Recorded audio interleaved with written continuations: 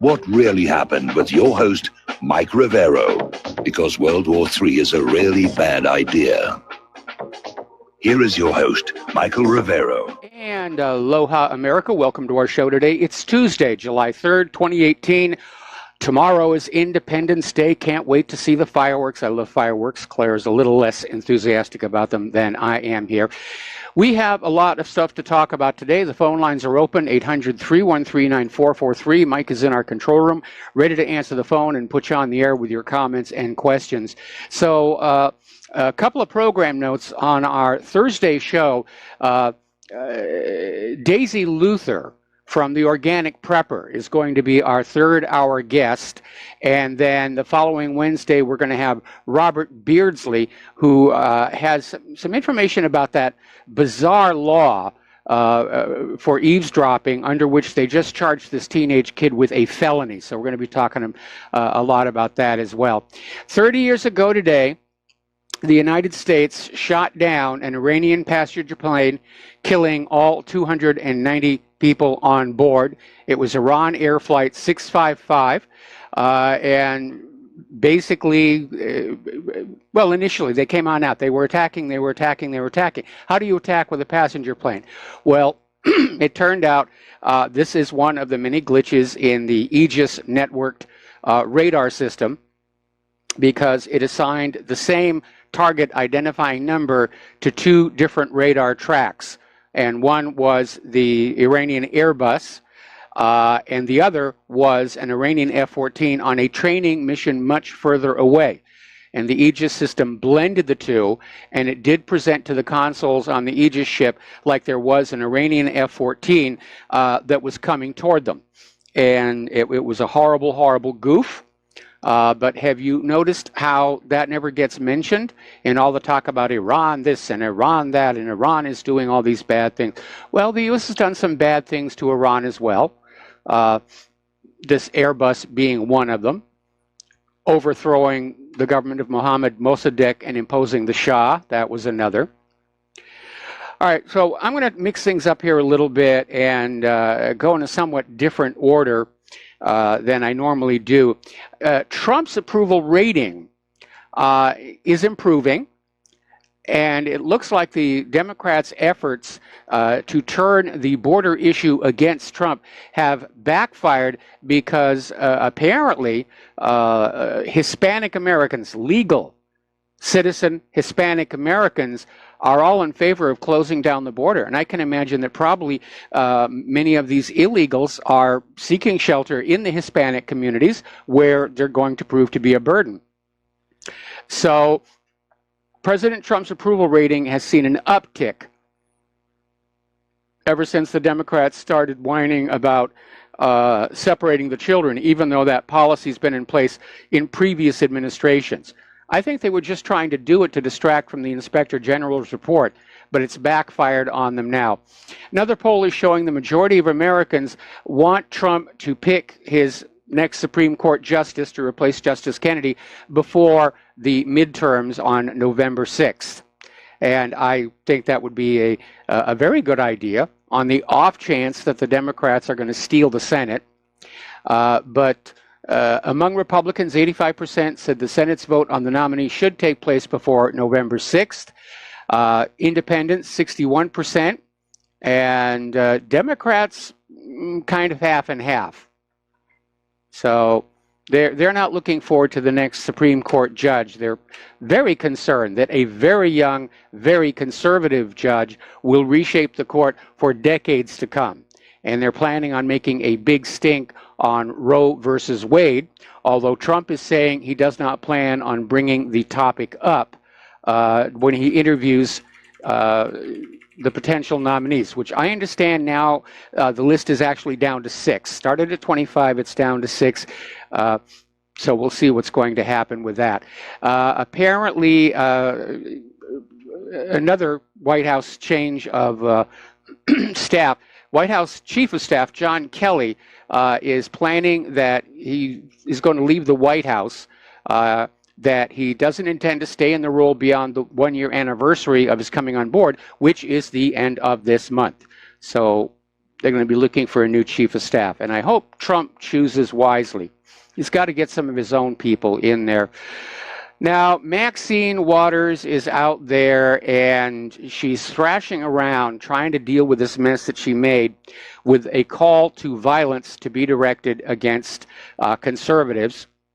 And apparently some threats came back to her, little taste of her own medicine there. And at one point, it looked like she might back down, but now she's going the other way, and she's saying she's done with nice guy politics. And it's a very alarming situation when you have one of the two political parties openly talking about civil unrest.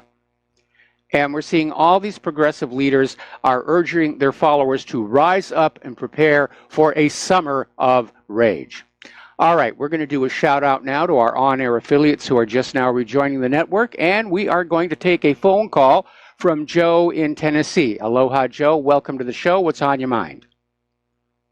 Hey, Mike. You brought up the Vincennes shooting down that Iranian jetliner, and it brings back memories because I was over there when that happened. I was on the Fleet Oiler, the Ponchatoula, and we had fueled that boat, and then it shot that jetliner down, and a couple days later we fueled it again, and everybody, it was, they all had their heads down, and it was very depressing.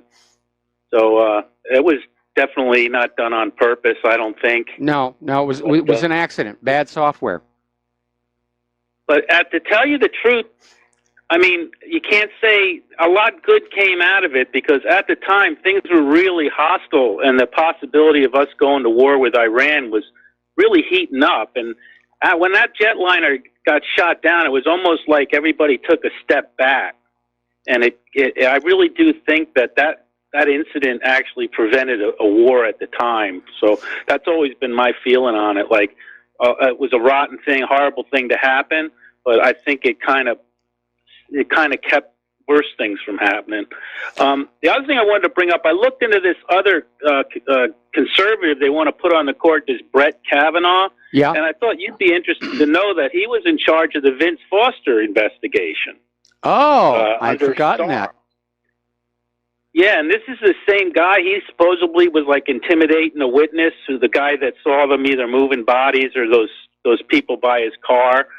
And I just, after learning that, I'm like really rooting for that Notre Dame lady, Barrett. And I just thought that you'd like to know that because I know Vince Foster's a big issue with you, as it is with most people that care, but you in particular.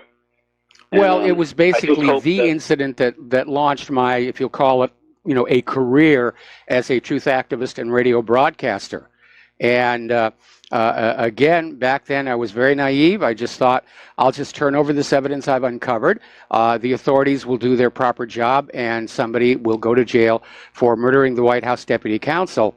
And I got a very quick education on how the government and the FBI really operate.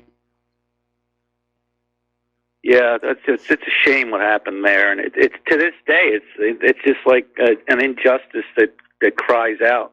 Yes. And the truth, when it's going to come out. Now, one other thing I wanted to talk to you about it. When I used to go to Thailand a lot, and I ran into an Israeli guy there who was brilliant. His name was Francis. He was a conscientious objector, and he used to tell me all about Israel. And he said that the real problem with having peace in Israel and what's going on in Israel isn't really as much the Israelis. It's these rich American billionaire Zionists.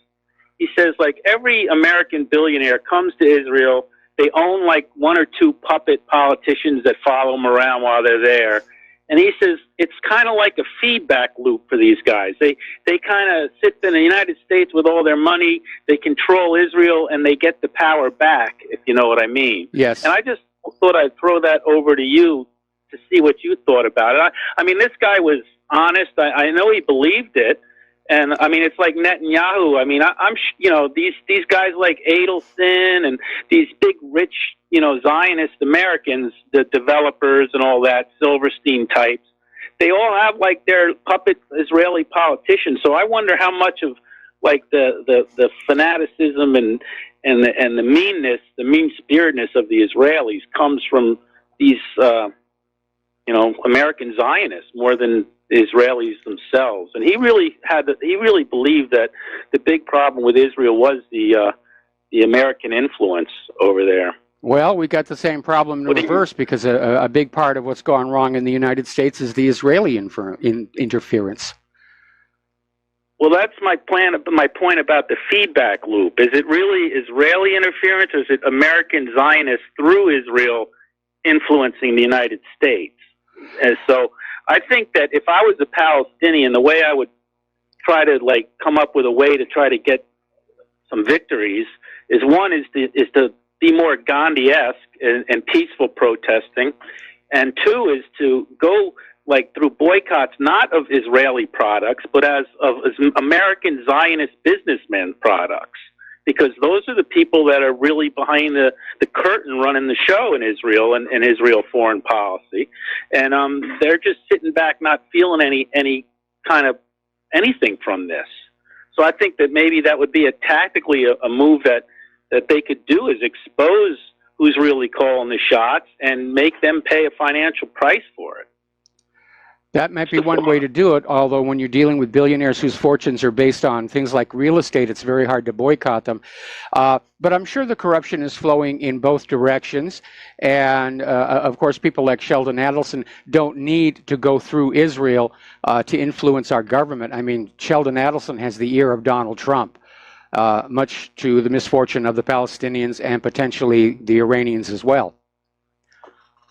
Well, that's true, but I'm saying, is it an effective tactic for the resistance for the Palestinians and the other Arab countries might be to not just aim their firepower against Israelis and Israeli corporations, but to the people, like I said, that are behind the scenes pulling the strings.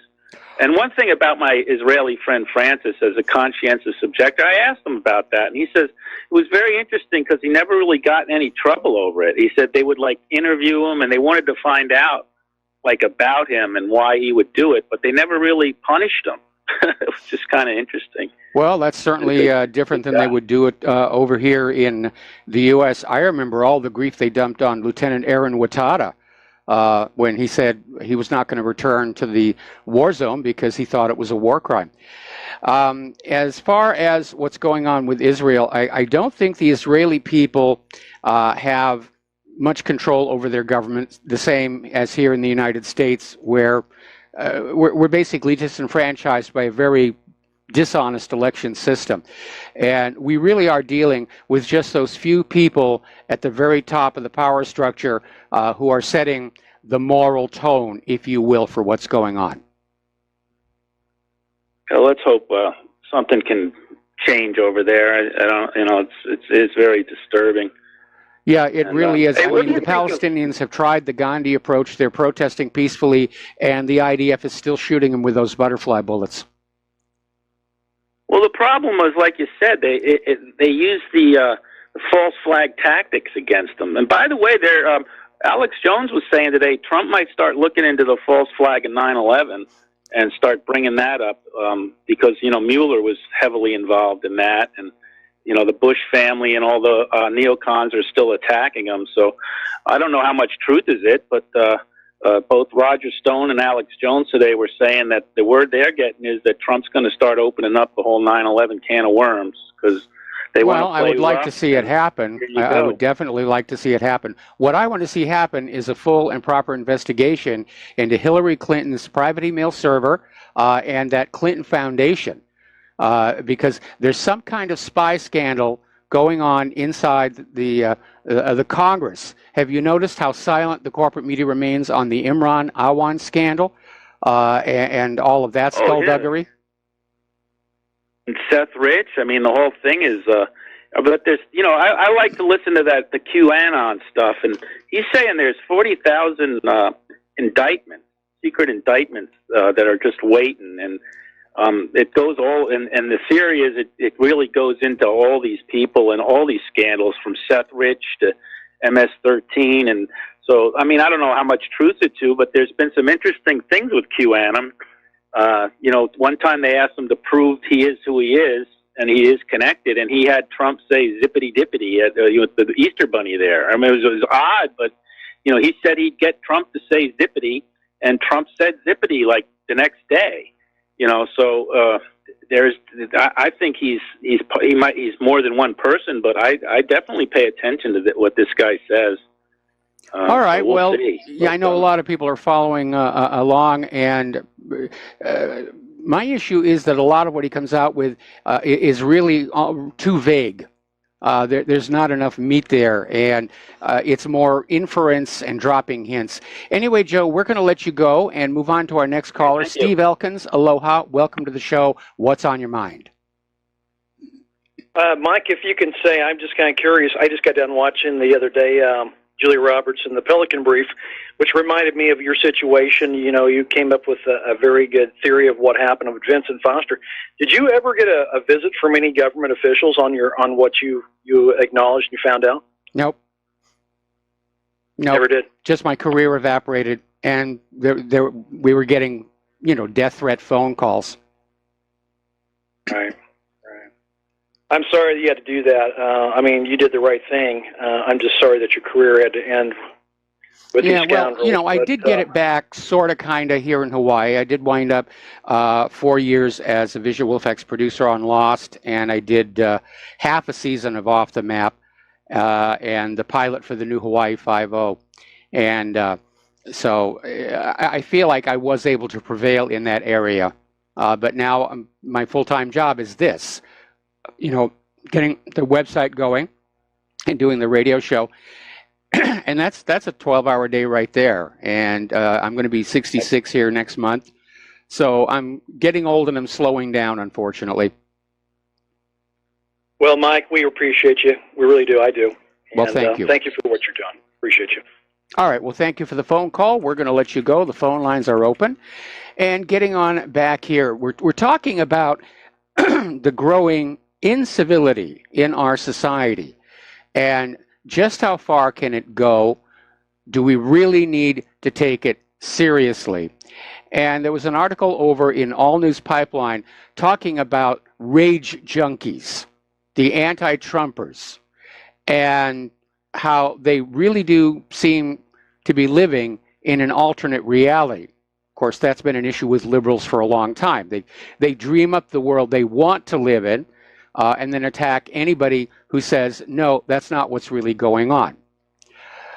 So the rage junkies are out there, and there's another article. This is from Lisa Haven. The Great Dismantling is a Democratic-incited civil war just days away. Well, I don't know about days away. Of course, anything could happen tomorrow, and we're already seeing violent riots. Like up in Portland. But are we really, as a population, so angry that we're ready to just give ourselves over to frenzy? And I hope not. But it just seems like the Democrats, the liberal Democrats, the snowflakes, can't adjust to the fact that they lost the election in 2016. And by hook or by crook, they want to just restart the nation. They want to get rid of Donald Trump. I don't know who they're going to replace him with. Now, the other day we were talking about how civility was being described as a sign of white supremacism by some academics out there. They were responding to people who are saying, it's time to be civil. Nothing of any value will be accomplished unless we are civil about what we're doing. And so they came on out there, and apparently the latest is from New York University professor who says that calls for civility are racist. Being civil makes you a bigot. And I understand where they're coming from, and I'll share that with you after these words from our sponsors. And aloha, America. Welcome back to our show here. And we're talking about civility in political discourse. And why would anybody want to be uncivil? Why would somebody like a Maxine Waters come on out and just say it's time to push and shove? Well, it's when you don't dare risk a civil environment where people are just talking about the issues. Because going into the November midterms, both parties have got a serious problem. They don't want to talk about the economy because it's in terrible shape. They certainly don't want to talk about the wars because they have become very unpopular. They don't want to talk about the crumbling infrastructure. And so they're looking for issues that they can sway the voters with. And the Democrats have been playing identity politics and victimology, and they've burned it out. They don't have anything left. It's falling on deaf ears. I mean, the polls are showing people are turning away from the Democratic Party because they're just fed up with all this constant screeching. And that's why they're saying it's time to get physically confrontational. They don't have anything else. And so you're going to have these academics out there saying that civility is racist, it's white supremacist. You know, we're not going to be civil because, you know, we're not racist and we're not white supremacists. Now, Maxine Waters is basically slamming her own party because a lot of Democrats have come on out basically saying that she did cross a line there, talking about getting in the face of conservatives. And this end justifies the means approach to social justice warrior violence. So now she's criticizing her own party. Meanwhile, there's a new hashtag out there that you probably ought to be paying attention to, and it's hashtag walk away. And it's a movement. It is gaining momentum. And it all started with a gentleman named Brandon Straka, who's a hairdresser, very handsome gay man. And he put out this video saying, I used to be a liberal. Less than a year ago, I was still a liberal. But, and he just does this very excellent presentation about why he doesn't want to be associated with liberals anymore. He said, I reject a system that allows an ambitious, misinformed, and dogmatic mob to suppress free speech, create false narratives, and apathetically steamroll over the truth. He says, I reject hate. These are the reasons why I became a liberal. These are the reasons why I am now walking away. And apparently it's triggered a tidal wave of retweets and repostings. Apparently he's already gotten 5 million views on Facebook and YouTube. So there is definitely a building rejection of liberalism in this country. I mean, we've got so many problems. The economy, the wars, the infrastructure. And what are the Democrats fighting for? So that men can use the ladies' room. And I think when they started on that particular agenda is when it really began to unravel. And people looked at the liberals and said, they don't really have anything. They're just out there saying whatever shocking thing they can to keep their name in the media. Now, speaking of the media, there's this so-called comedian, Michelle Wolf, who went on her Netflix show and basically was taking this idea of Maxine Waters forward, saying it's time to harass politicians. And she launched into this tirade against Ivanka Trump. And I don't feel like repeating what Michelle said about Ivanka because, first of all, my policy throughout the entire quarter of a century that I've been doing this is the families are hands off. If I have an issue with Donald Trump, I will say, I have this issue with Donald Trump. You don't make personal comments about the rest of the family. You don't harass the rest of the family. You leave them alone. Even the mafia has this rule. But apparently our liberal entertainers do not. And I mean, isn't this the sort of thing that got Roseanne fired? And this is what passes for comedy in the liberal imagination here. Now, everyone gets their 15 minutes of fame, and it looks like David Hogg may have had his. As you know, he recently launched a campaign to boycott Laura Ingraham, get people to turn off of her show because Laura has an AK-47 or some such nonsense as that.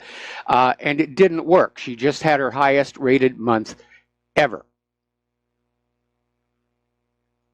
So, David, you've had your time in the sun, and now it's time to just sort of fade away here. Getting on back to what I was mentioning to that caller, another article. Why is the Democrats' bizarre Awan brothers scandal being ignored? All right, we're going to take another break for commercials, and we will be right back. And aloha, America. Welcome back to our show. And interestingly enough, we were just talking about the Awan brothers, and somebody just sent me this story out of Breitbart, where apparently the Department of Justice, Sessions Department of Justice, has arranged a plea deal for Imran Awan, that includes a statement saying that the federal government found no evidence that Awan violated federal law with respect to House computer systems. And they literally have it in there saying the government has found no evidence that your client illegally removed House data from the House network or from House members' offices, stole the House Democratic Caucus server, stole or destroyed House information technology equipment, and so forth and so on. This is a cover-up. Because remember, the reason Imran Awan was outed was a neighbor at his home saw trash cans full of hard drives and other components with stickers on them saying property of the U.S. government. And so the plea deal is they're going to let him off on everything except a violation of Title 18, Section 1014, and they're already saying it's going to be a slap on the wrist for the punishment. And by the way, they're also dropping all charges against Imran Awan's wife. So it's another cover-up. There's something big and nasty behind all of this, and it centers, I think, on Hillary's email server. Okay, let's take a phone call. Peter in Los Angeles, aloha. Welcome to the show. What's on your mind? Well, Mike, that's the way it works. I mean, I think I saw an article on your website today that was talking about how for the Imran Awan thing, they never even the server was replaced. They never even looked at the server, just like they never looked at the Democratic Party server when they were claiming it was hacked by the Russians. It's just a complete cover-up. It's a farce. Yes. It's a farce. But Mike, listen, I know I may have mentioned before, but like my wife is black. The two people I love most in my life, my daughter and my wife, they're classified as black. And so I fight these culture wars all the time. And it's amazing to me how people will come on over like. And everything is white supremacist. And my nephew came over, dropped something off the other day. He graduated from Cornell a year ago. He's an Ivy League guy, and everything to him is white supremacist. And Trump's a racist, and he's bringing on all this stuff. And I'm going, can you send me what you're talking about, and I'll look at it. But I don't see it. But it's all everything is. I watched the L.A. City Council today. By the way, they're going to tear down the old Parker Center, and they've reapportioned money for $1 billion, and they're going to put that up. That was approved. But they were talking on and on about white supremacists in the L.A. City Council. It's just that's the thing, and it's the excuse for everything, and it's the excuse to remove the status quo. Which has been pretty good. Gave them affirmative action. And by the way, I looked at the LA City Council was talking about white supremacy, and there are 3 out of 12 people that you could classify as being, not people of color. Like 3 out of 12. Yep. And then you listen to these guys that are talking about how police brutality, and I believe they're right. Police brutality is a horrible problem. And they're blaming that on Trump and things like that. And I'm going, oh my God, How about the people who hunted the cops down in Dallas and in Memphis and in Minneapolis? They actually hunted the cops down, ambushed them. I said, look at Dallas. The Dallas thing, that was a black police chief with a black mayor, with a black attorney general at the time, with a black president. And, I mean, come on now. At some point, what about the crime rate, which is 7 times more likely for a black male to be a criminal than a white male? It's they never want to take responsibility or look at that at all. But everybody is heaping it on white supremacy, which, hey, look, everybody's got their faults, but come on, at least look yourselves in the eye and fess up to what's going on, really. Well, that's a big aspect of liberalism. That's what makes it so attractive, because it's saying you're not responsible for your failings.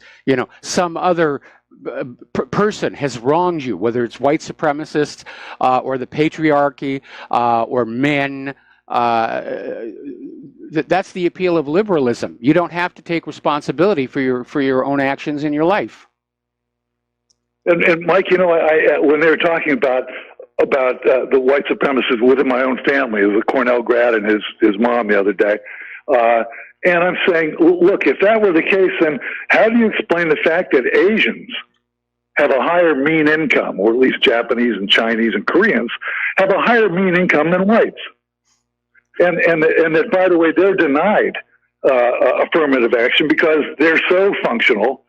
And, I guess you need to have them around because they make you guys look bad enough that you need it. But, they can never explain everything. There's an excuse for everything, and it's always the white guy. Yep. Oh. Or the patriarchy, or the pro-lifers, or the gun nuts. There's always a villain out there to be pointed to try and get more votes. It's really something, but I keep saying, and my sister-in-law, who's got her kid through Cornell, is a single mother. That's pretty good. All her kids were college graduates. But the fact of none of them had a father. And that's the way it is. And that's an accepted thing. It's a cultural shortcoming that they have to say that 74 of the 5, or, almost 3.5 of the 5, would have kids and not be supporting them. On the other hand, if I were playing cards with 5 Asians and any of them had kids that, that they weren't supporting, they wouldn't even be allowed at the table. It's an accepted part of the black community. It's terrible, but it is. Yeah, and, yeah. Some of the, the Asians don't tolerate that, and even the Hispanics, which have a higher, the Catholic Church really, the family unit is a lot stronger. And, yeah, and that's true of Hispanics. They have a very strong sense of family unity. A lot of cultures do. Here in Hawaii, the Samoans, very strong integrated family units. But again, you have a political party in this country that is surviving, winning votes on victimology, and you're not responsible, and just go on off and do what you're going to do, and we'll put your kid on the welfare system. Well, until things like the epidemic of fatherless black kids, which are the majority. When we were growing up, Mike, I don't know, we're the same age, and I used to run around with 3 or 4 guys in my core group, and one of us only had a mother, didn't have 2 parents. He was always able to stay out a little later and always pushing to go a little further because there was no daddy there to beat us behind, right? Yep. And the rest of us, because the numbers were 3 to 1 against him, restrained him because we did have to worry about our daddies. But it's just the other way around. In the black community, it's the one kid with the parents who's being pushed by the three kids with only one or none, and that's what happens. So, yep. Anyways, it's a mess. That's it from me. All right. Well, thanks an awful lot for the phone call. We're going to let you go. And the phone lines are open again here. So getting on back to our domestic politics, apparently a judge, T.S. Ellis, district court judge, he's basically looking at what's going on with Rosenstein. And he's looking at the May 2017 government order to Robert Mueller.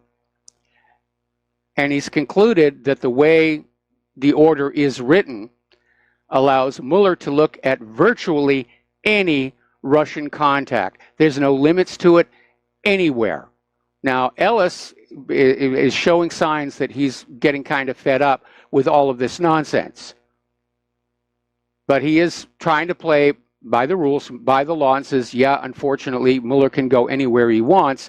And so we have this other story from The Hill saying that Mueller has gained access to NRA tax filings, and he's combing through those to look for any donors to the NRA that linked to Russia, because then he could imply that Russian money was being laundered through the NRA to Donald Trump. That's how desperate they are to keep this thing going. All right, we're going to take another phone call. Dustin in New Jersey, aloha, welcome to the show. What's on your mind? Dustin, are you there? Yeah, hi, Mike. How you doing? I'm fine. Yeah, hey, Mike. I wanted to talk about a couple things like India. They approved the deal for the S-400, which is a great thing. I think they were going to get something called the PAC-3, or that was the Patriot missile system that the U.S. was trying to sell them, right? And I thought they were trying to sell them THAAD. Was it THAAD? I think it was THAAD. I could be wrong on that, but I think it was THAAD. So that's like right there, that's a pivot, because, I mean, the United States has pretty decent relations with India, but, they don't like to be threatened with sanctions if they deal with Russia. So, that kind of threw us for a loop there, in terms of the government trying to force, it's just sad, Mike, like when you said the Iranian with the plane, we shot that down. And remember, that was during George Bush, right? And they didn't even apologize for That's right. He stood up there at the microphone and said, I will never apologize. Yeah, that's the kind of attitude. It's arrogance. Arrogance, Mike.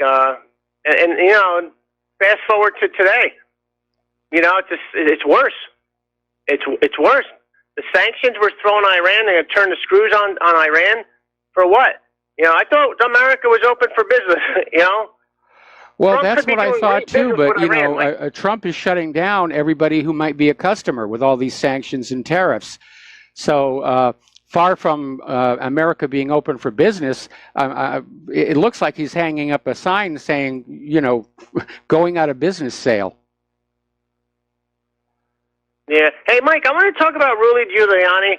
Yeah. Now, I know some people think he did such a great job during 9/11. Well, he was the mayor, so that's his job. I don't know what he did or didn't do that was great or not great. But, I mean, the guy is in Paris the last couple of days ago meeting with a terrorist group. He helped lobby to get them off the State Department's terror list. MEK is a terrorist group. Newt Gingrich was there. Yes. Also, what does that say about Rudy Giuliani? What does it also say as chief of police in New York? Remember, it was Bernard Garrick. We all know what happened to him. Well, MEK has ties to Israel, because if you'll remember when that laptop of death came on out that was supposed to be stolen from an Iranian scientist, and it was filled with all the stuff that looked like plans for a nuclear weapon, and then real nuclear weapon experts looked at it and said, this is a joke, none of this stuff will work. The laptop had been provided by MEK, operating as a propaganda laundry, if you will, for Israel, which apparently put this whole thing together. So they're very tightly allied. I mean, Giuliani's just like any other politician, crooked and corrupt. He's not like the Pope or he's nothing. He's just a corrupt person. If he's going there and doing this, right? I mean, it's a shame.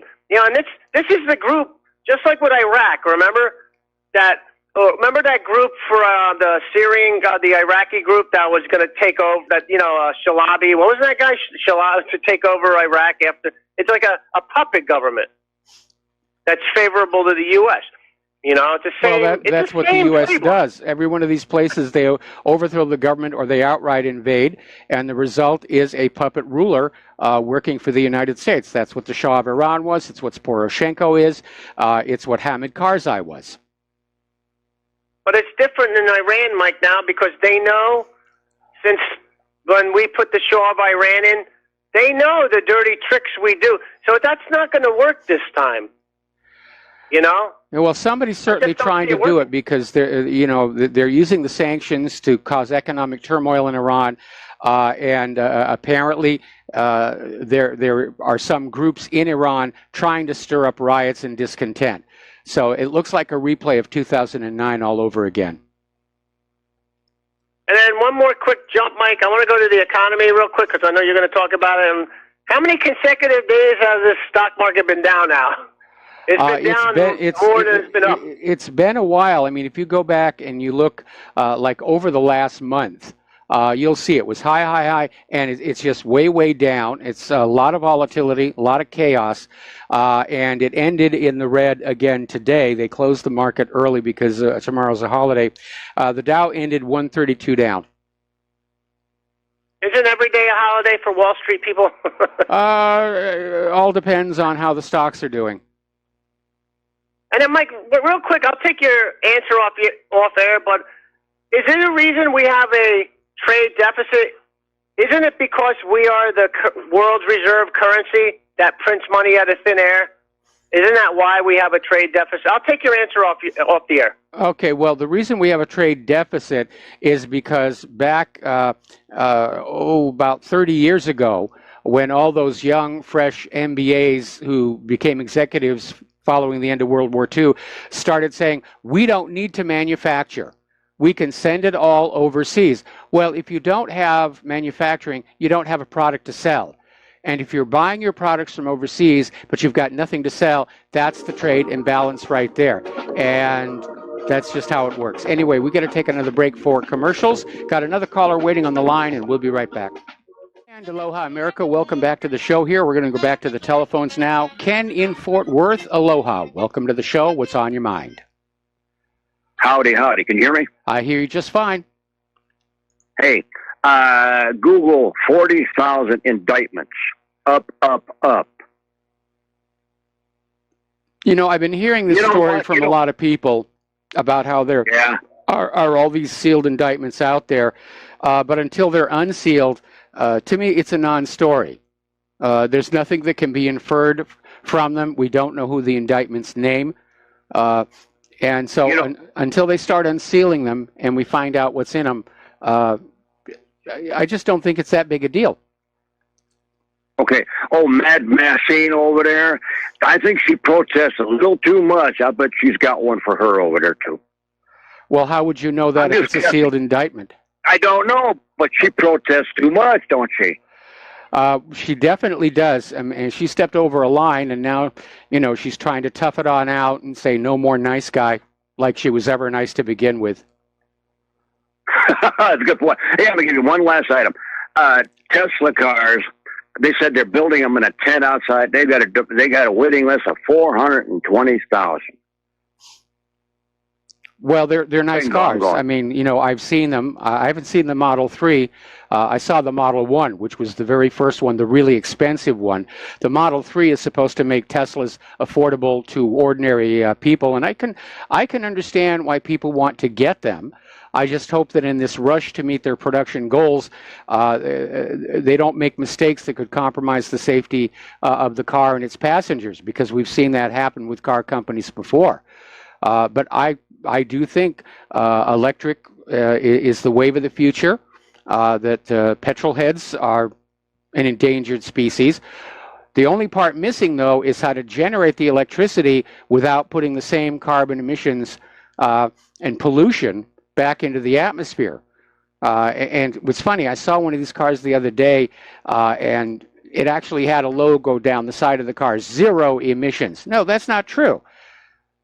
Whatever's generating that electricity for that car is putting out emissions. They're just coming out in a different place.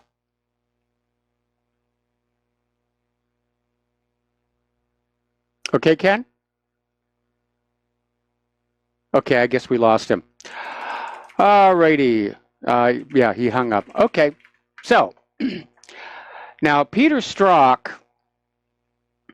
is getting cold feet. He had been testifying closed door with the House Judiciary Committee, and he's been asked to come back on July 10th, but Peter Strzok's attorney is saying Peter may decline. The lawyer is saying that the sense they're getting is that the House Judiciary Committee is trying to set up a perjury trap. Now, whether or not that's really going on or not, or whether Peter is just using that as an excuse, it does tell us that some stuff was coming out in that hearing room that is making some people very, very nervous. And there's our music. We're going to take a break for station identification, and we'll be right back. And aloha, America. Welcome back to our show, hour number 2. The phone lines are open, 800-313-9443. Now, questions are being raised about the very obvious conflicts that Rosenstein has. Deputy Attorney General Rod Rosenstein, and he's out there trying to sound confident and he can do his job, but a lot of people aren't really sure, and they're saying that his conflicts actually undermine the legitimacy of Robert Mueller's investigation. Well, there's a lot of reasons to consider Mueller's investigation illegitimate. For one thing, it was formed without a prior Department of Justice investigation, which is required by the special counsel law. And as we mentioned before, Rosenstein just gave Mueller a fishing license. Go anywhere, look at anything, just find us something. That, I think, calls it into question. And of course, Rosenstein's connections with the Democrats, he's not fair, he's not impartial. Now, as you know, we're coming up here on the trial for Paul Manafort. And apparently, Paul Manafort's lawyers want to know where the jurors get their news. They're starting to go through the jury selection process, how they vote, what they know about Manafort, who's facing charges of bank fraud and filing false tax returns. And these questions have been submitted to U.S. District Judge T.S. Ellis III on Monday in advance of Manafort's Alexandria Federal Court trial set to start July 25th. Now, he's accused of concealing income from years of work done to benefit now former Ukrainian President Viktor Yanukovych. And barring a plea deal, it will be the first of Special Counsel Robert Mueller's cases to go the distance.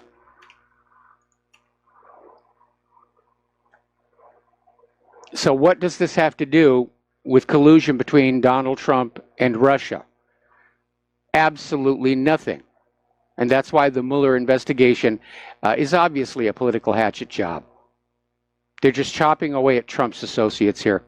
Okay, let's talk about the war zones. There's plenty of them. There's a lot going on. Over in Syria, the Syrian government is once again reiterating the United States must withdraw from Syria. They have no reason to be there. ISIS and Al-Qaeda are all but gone. And they're basically saying the U.S. came on in. They were deployed to Syria amid the expectation of the possible partition of the country, but they're saying that is now past, and there is no longer any need for the United States to keep the forces in the region. Now, the kicker on this is that apparently Bashar al-Assad has reached an agreement with the Kurds. And this effectively is the last possible excuse for the U.S. to stay there. Oh, we've got to protect the Kurds from Syria. Nope. Syria and the Kurds are making friends. And apparently the YPG and the Syrian Arab Army have already reached a preliminary agreement in the Al-Hasaka region that is set to lead to increased Syrian Arab Army influence in areas under YPG control. They're starting to work together. The Kurds have agreed to allow the Syrian Arab Army to reopen recruitment offices throughout the region. They're all getting buddy-buddy. And the war hawks are not going to like that any more than they like Trump and Kim Jong-un getting buddy-buddy, any more than they like the possibility that Trump and Putin could get buddy-buddy. But the war is still going on. Civilians are still being killed, and at least 270,000 people have been forced to flee Syria's southwestern city of Daraa to border areas near Jordan due to fierce attacks by Syrian regime forces, according to the United Nations. So the UN is going on in. They're trying to bring in humanitarian aid and take care of all those people.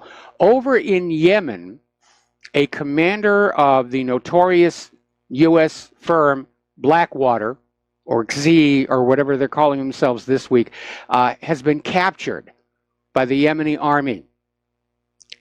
And they're holding this guy captive and said that he was fighting for the United Arab Emirates in Yemen. And they're getting ready to release footage of the Blackwater commander being held captive. Now, that's going to be a little bit dicey, because under the Geneva Accords, you're not supposed to in any way humiliate a captured prisoner. And remember when Iran captured the crew of that boat that strayed into their territorial waters, and they put their pictures in the media, gave them new clothes, took really good care of them, and the UN just screamed bloody murder. It's a violation of the Geneva Accords, blah, blah, blah, blah, blah. So they'll do the same again.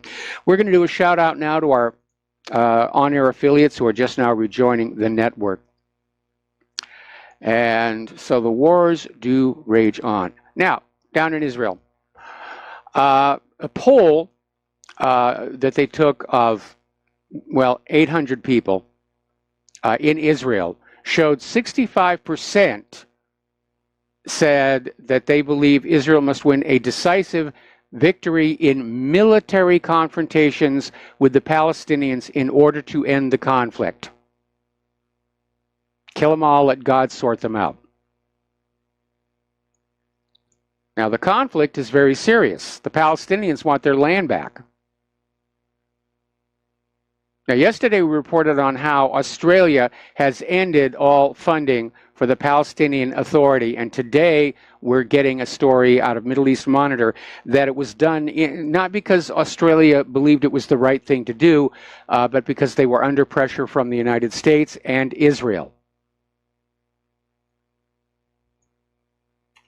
So, meanwhile, Israel has launched a special military body to confront Iran. And according to Ma'ariv, the head of Central Command, Major General Nitzan Alon, was appointed director of the new department. Now, Alon traveled to the U.S. last weekend and attended meetings with senior U.S. military officials, including U.S. Army Chief of Staff Joseph Manford. And this is the first time the Israeli army has appointed a director specifically to confront Iran. And this new group, their job is to coordinate moves against the Tehran nuclear project, which does not exist, focus on intelligence gathering, fighting the Iranian position in Syria, and coordinating with the U.S. to carry out these tasks.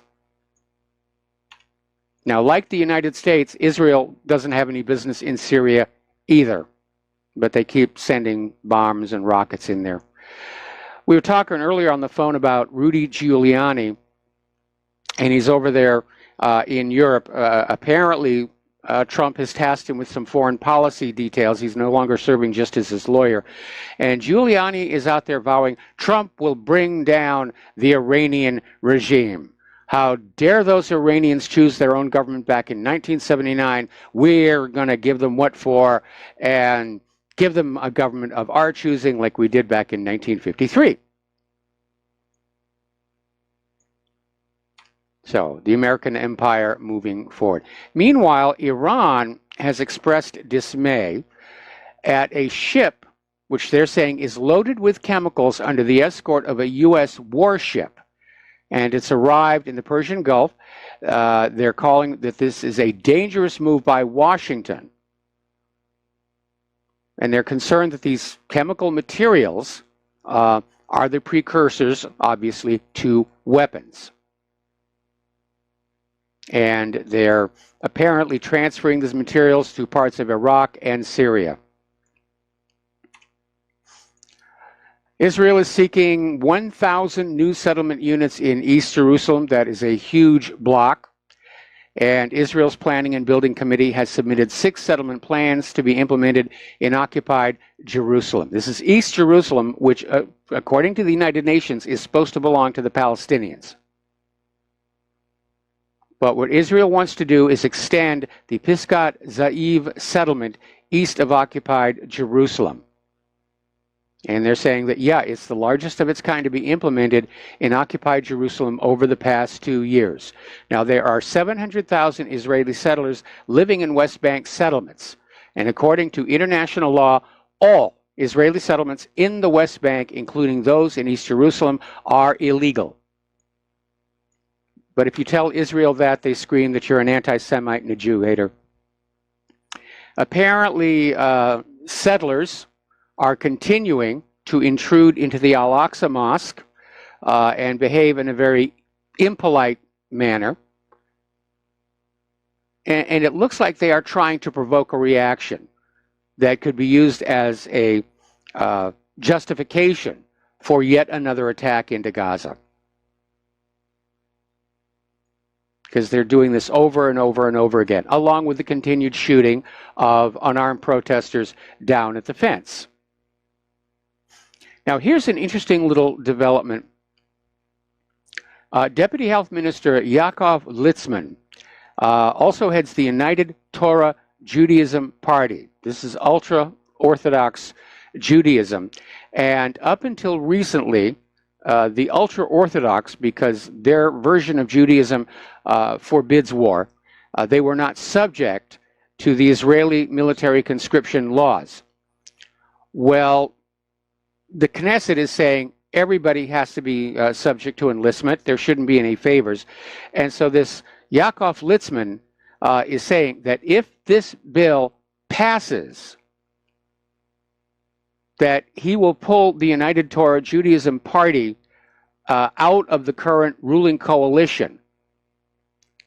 And that will bring down the current Israeli government. They'll have to have new elections. Netanyahu might actually find himself on the outs again.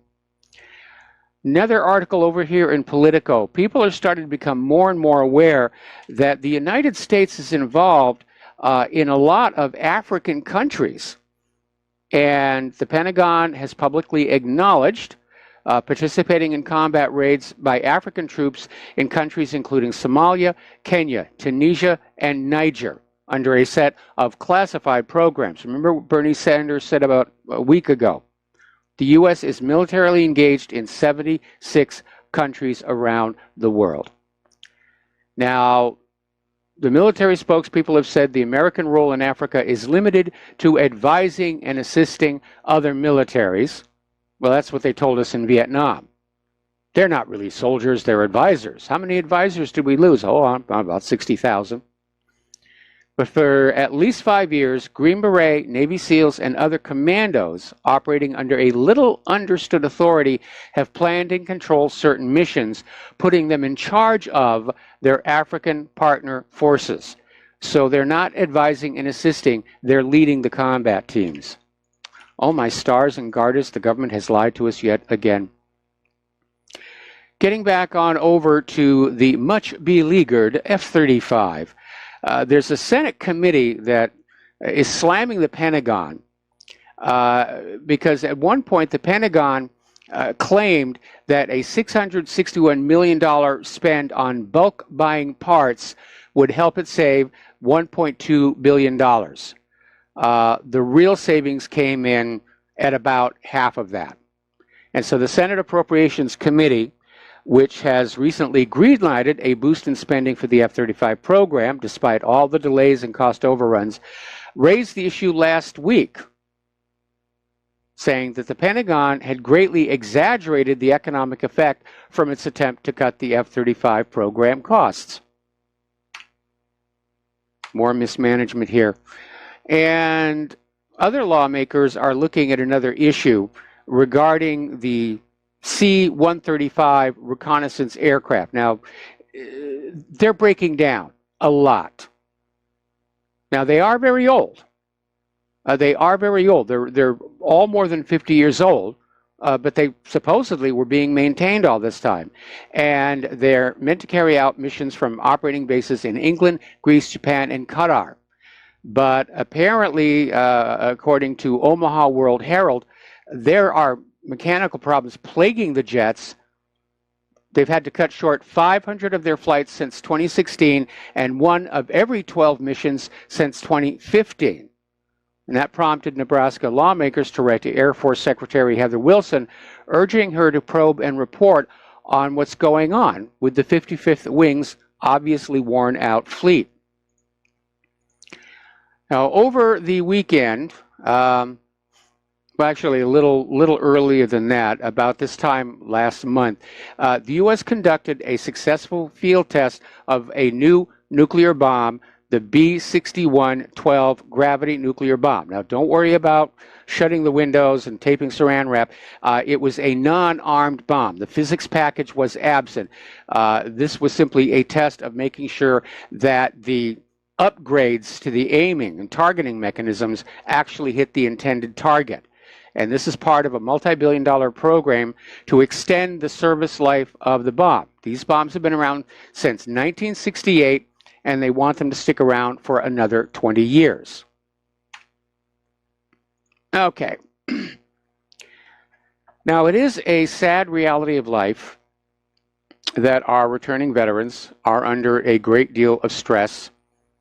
There's a lot of PTSD. And our military veterans are committing suicide at twice the rate of the non-military population. 20 every single day. And it shows the horrors inflicted on those who are used to fight these wars. What's really interesting, though, is that the Pentagon's entertainment liaison offices have been carrying out a program on TV shows and documentaries even, trying to downplay the problem of PTSD and suicide. They don't want you to know. They don't want potential recruits to know. They want all those young kids out there to think that, oh, you're going to get a cool uniform and you get to play with guns and blow stuff up, and then you come on back and you have a swell job over there in the car factory or something. It's not really like that. I'm old enough to remember Vietnam, and I saw some of my friends go, and I saw them come back. Some of them didn't come back. Many of them never really came all the way back. It was like they left, certainly their innocence in the war zone.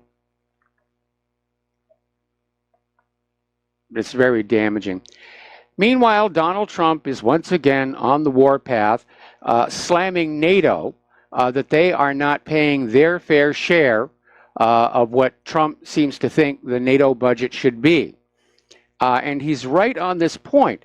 For most of its existence, the majority of NATO's budget comes from the United States of America. And Trump has made an issue about this, but they're not stepping up. There hasn't been an increase in these countries. Belgium, Canada, Germany, and Norway, they haven't done a thing yet. And Trump is getting very unhappy with them. sending them a stern letter. Meanwhile, the Russian military has approved the first procurement contract for a dozen fifth-generation stealth fighter aircraft. This is the Sukhoi Su-57. It's stealthy, single-seat, two-engine, multi-role fifth-generation stealth fighter. And it will be delivered to the Russian military in the near term. I saw a photo of this thing. Boy, say what you want about the Russians. They build aircraft that look beautiful. I mean, compared to the Sukhoi 57, the F-35 looks clunky and boxy. So they're starting to get these aircraft manufactured and deployed to the field. Meanwhile, of course, the F-35 is still unable to actually fly a combat mission. The planes that have been delivered are being used purely for training purposes. We're coming up here on another commercial break. When we come on back, we're going to be talking about the economic news, and the trade war is definitely ramping up, and that's bad for everybody. We'll be right back after these few words. And aloha America, welcome back to our show here. So let's talk about the economy now. And the trade war is building with China. Trump looks like he may go back on his agreement with China on ZTE.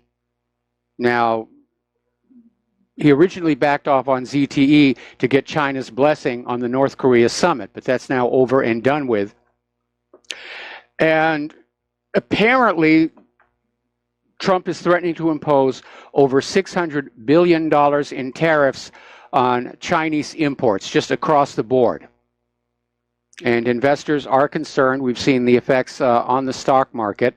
But according to this article that came out of Zero Hedge, there is a concern that this has gotten out of hand, and that if Trump's plan were fully implemented, it would really slow down the global economy, and it could even unleash a global recession if fully implemented. Now, I understand that other countries put tariffs on American products as protectionism. And I understand that sometimes that protectionism is justified. My concern right now, especially with this talk about triggering a recession, is that it's going to take a while for American manufacturing to come back up to speed to supply our domestic needs. I mean, they're starting to. Ford supposedly is doing an auto factory up in Detroit, but it's going to take a while. I mean, there were some steel mills that had been shut down, but were still in good condition. They're being brought online. But when I was a kid, I mean, there was manufacturing everywhere. Knitting mills, brick kilns, cement factories, was all over the place. You couldn't miss that the United States was a manufacturing power. It's not there anymore. The factories are corroded, rusted hulks. You can do a web search. There are photographers who literally specialize in taking pictures of these burned out, abandoned factories. And it isn't just the building. The factory machinery has either been sold off to other countries or simply sold for scrap. It took 30 years to let our manufacturing decline like this. It's not going to come back overnight. And that's one area where I'm concerned about a trade war at this time. The other one, of course, is the debt, which makes being able to survive a recession caused by the trade war dubious at best. Now, apparently, there are effects over in China. The yuan suddenly tumbles, and it may be that China decided to show the U.S. it means business with the weaponized yuan.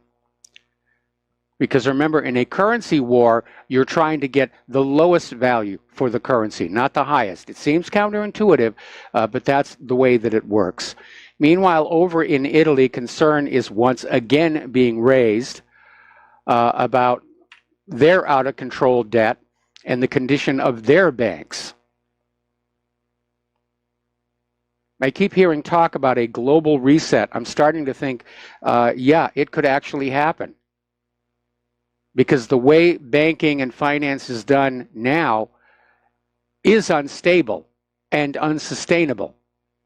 It's just a question of when somebody makes a goof and it all comes crashing down. Housing stocks are down nearly 20% from the highs in January. So apparently the housing market is seeing a slowdown. Of course, the housing prices are just out of control. People aren't able to buy houses. You have millennials who are living with their parents into their 30s. Many of them forced to do that because they're paying off their student loans and can't afford rent. We're not in good shape here. And you need to open your eyes and see that. So apparently, along with rates of inflation, GDP, and unemployment, the government has been fudging the figures for Americans who are living in poverty. Now, the U.S. poverty rate in 2016 was claimed to be between 12 and 14%, but the poverty threshold is based on an outmoded formula from the 1960s. And according to the Congressional Research Service, the threshold should be 3 times higher today. So half of Americans are in or near poverty. That's the reality. That's why the shopping malls are in such trouble. That's why retailers like Toys R Us are going out of business. All the wealth of this country has been sucked out of the American people and poured onto that war machine, and Wall Street and Israel.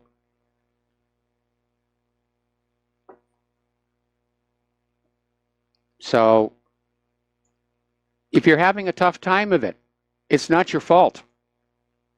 You didn't do anything wrong. It was done to you. We're going to take another break. We'll be right back. And aloha, America. Welcome back to our show here. Let's go. Let's see. Rick in Arizona. Aloha, Rick. Welcome to the show. What's on your mind? Yeah, Mike, thanks for taking my call. I just don't see Trump coming to the rescue of the American people. I see him coming to the rescue of all his piranhas that surround him and through his life. It almost looks like he's trying to bring the economy down. Nobody's going to come back here, Mike, and rebuild and be manufacturers because they're too used to just working with one race of people on a daily basis. You go to China, it's all Chinese. You go to Malaysia, you go to Vietnam.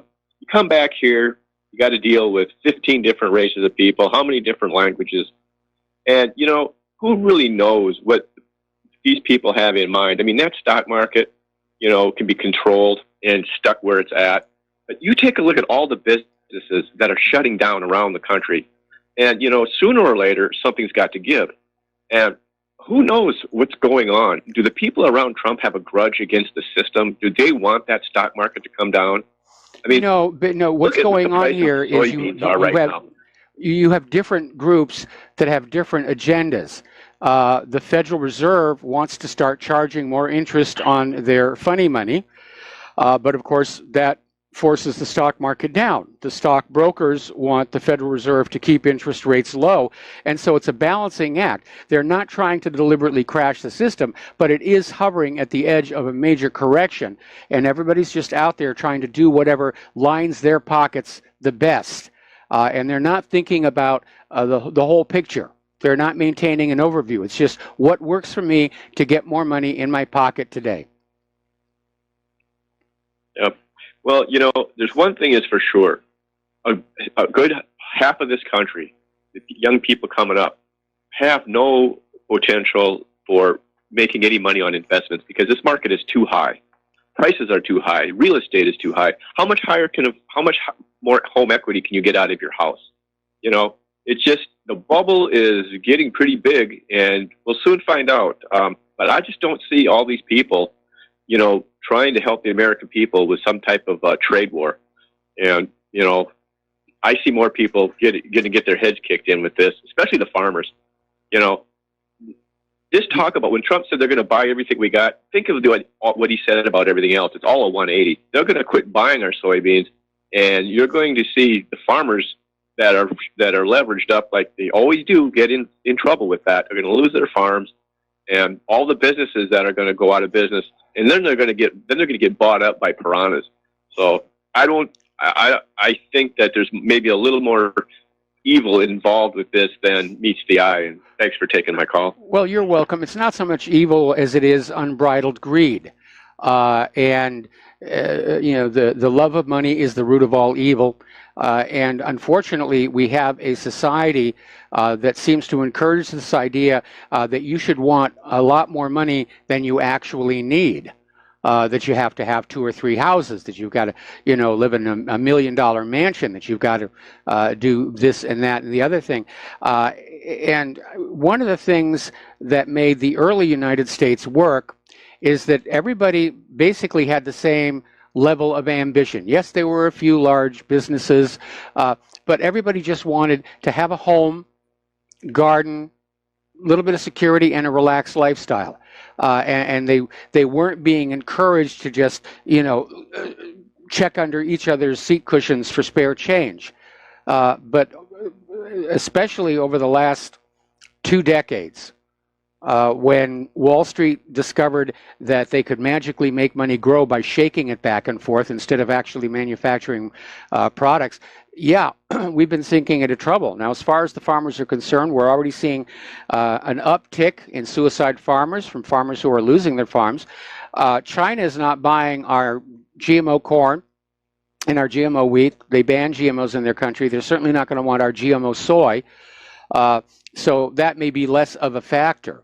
But we're all going to pay for these tariffs, because for those businesses that still need to bring the products in from China because we don't know how to make them here, like the iPhone, we'll pay that added cost.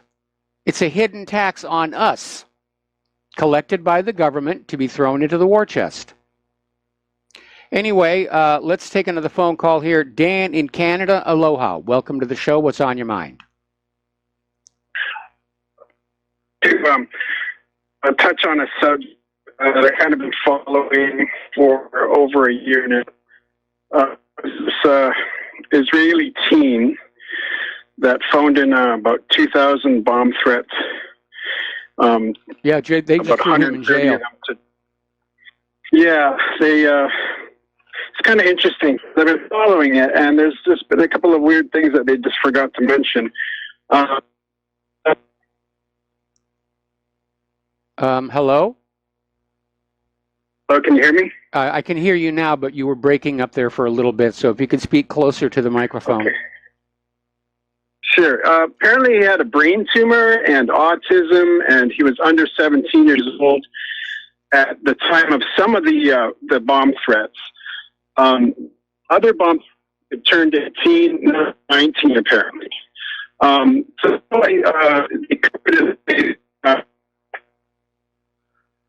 Okay, we've got a really bad phone connection here. You keep breaking up. Okay, sorry. Are you on a cordless phone? I'm on a cellular phone. Okay, I think you're near the edge of your cell there.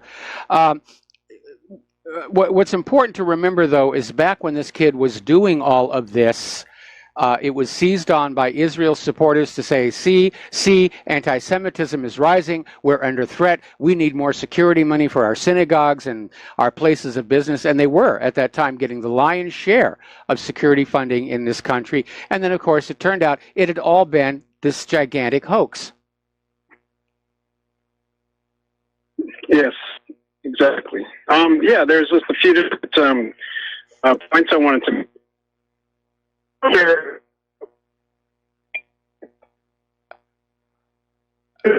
Okay, could you go stand near a window or something? We keep I'm outside. Signal. I'm outside. I'm probably I should go outside of my igloo here. Okay. You do sound a lot better. You do sound a lot better. Okay. So his father was charged. Apparently, his father was a computer expert. So it seems to me they used this kid and his alleged autism as an excuse in case they got caught. That's just my feeling. He also sold fake passports on the dark web. Now, I don't know about you, but I don't know any 17-year-olds that can get a hold of fake passports. No mention of that in the latest latest news about him. And his lawyer showed up at this preliminary hearing with like a full-size, poster-size X-ray of his brain with his brain tumor. And there's no mention of his brain tumor in the latest conviction news. So, and they also changed his name. They took out the Y. That might be insignificant, but that's also like saying you're Mike Rivera as opposed to Mike Rivero. Just thought I'd throw that out there.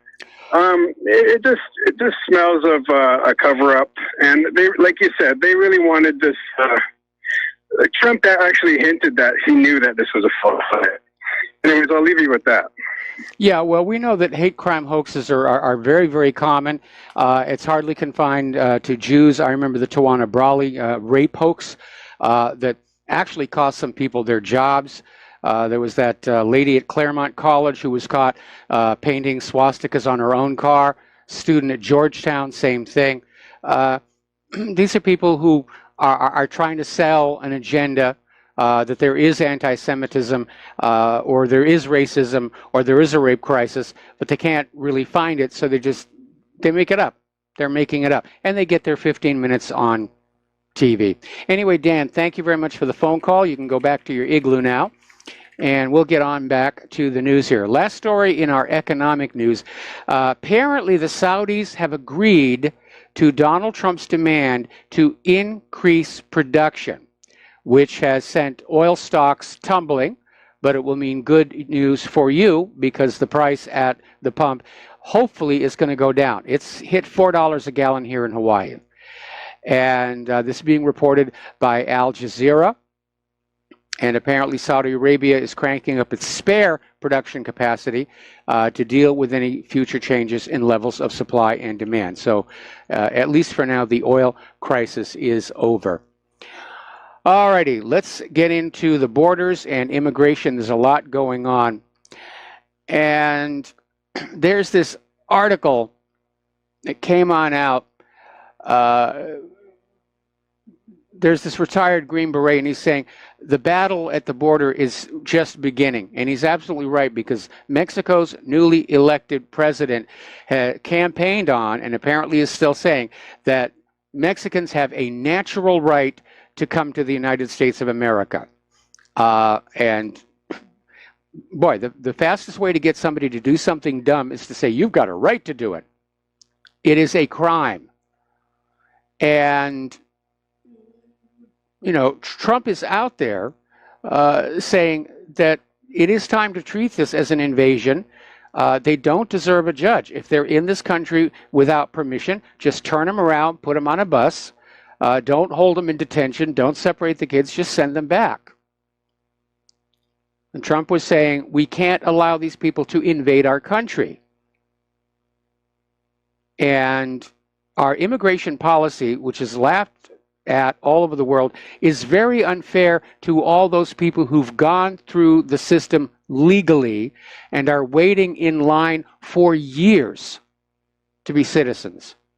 And he says immigration must be based on merit. We need the people who will help to make America great again. And on that, I'm absolutely in agreement with him. Now, as you know, there was a recent upset in the primaries where there was a surprise come from behind winner. And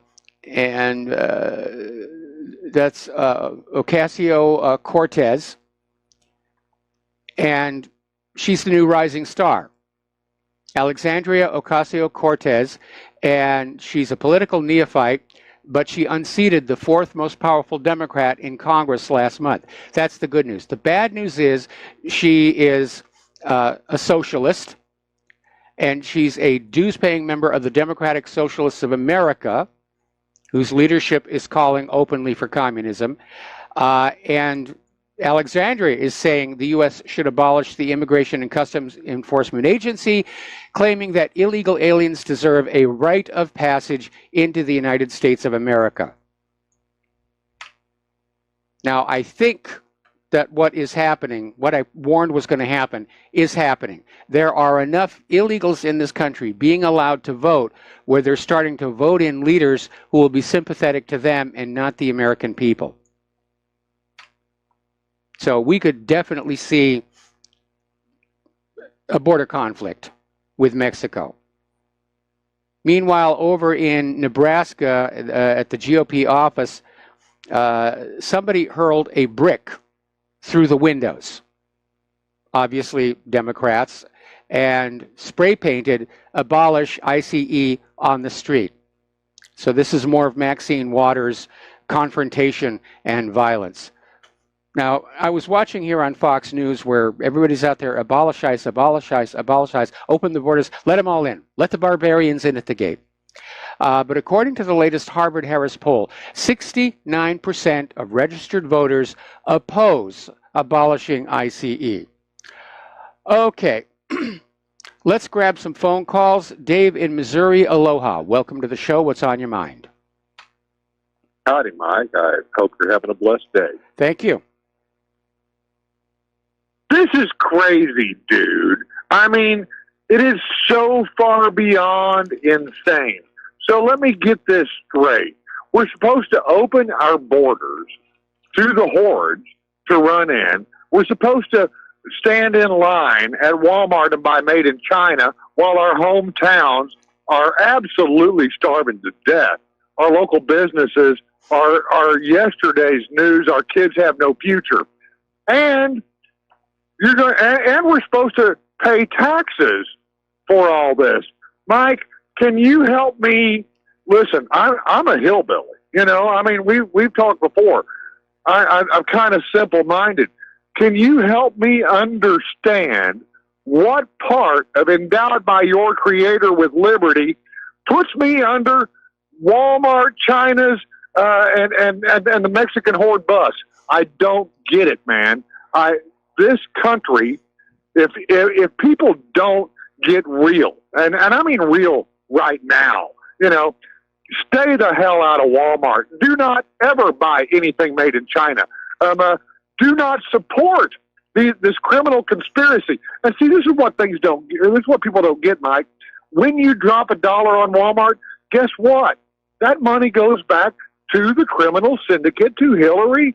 You know, I mean, you know, she was given a lifetime board seat on the Walmart board in 1984, right?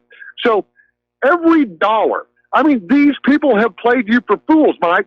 So just tell me what am I missing here, man? I mean, how?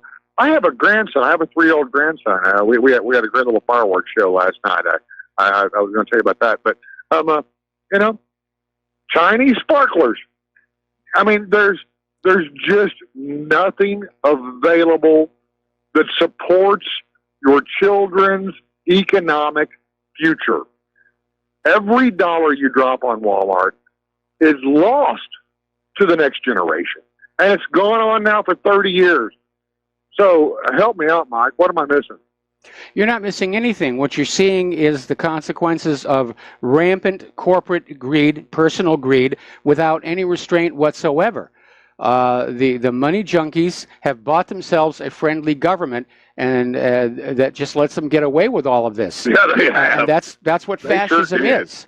Fascism is defined as... No, I mean, no, this is new. This is like 2018 techno-fascism. Dude, I mean, there's no representation, there's no concern, there's no investment, there is nothing going back into the ground. And you know, I mean, I'm sure you grew a garden. When did your garden ever grow that you didn't put a seed in that ground? Oh, never. You know, never. There has to be a seed there. Never.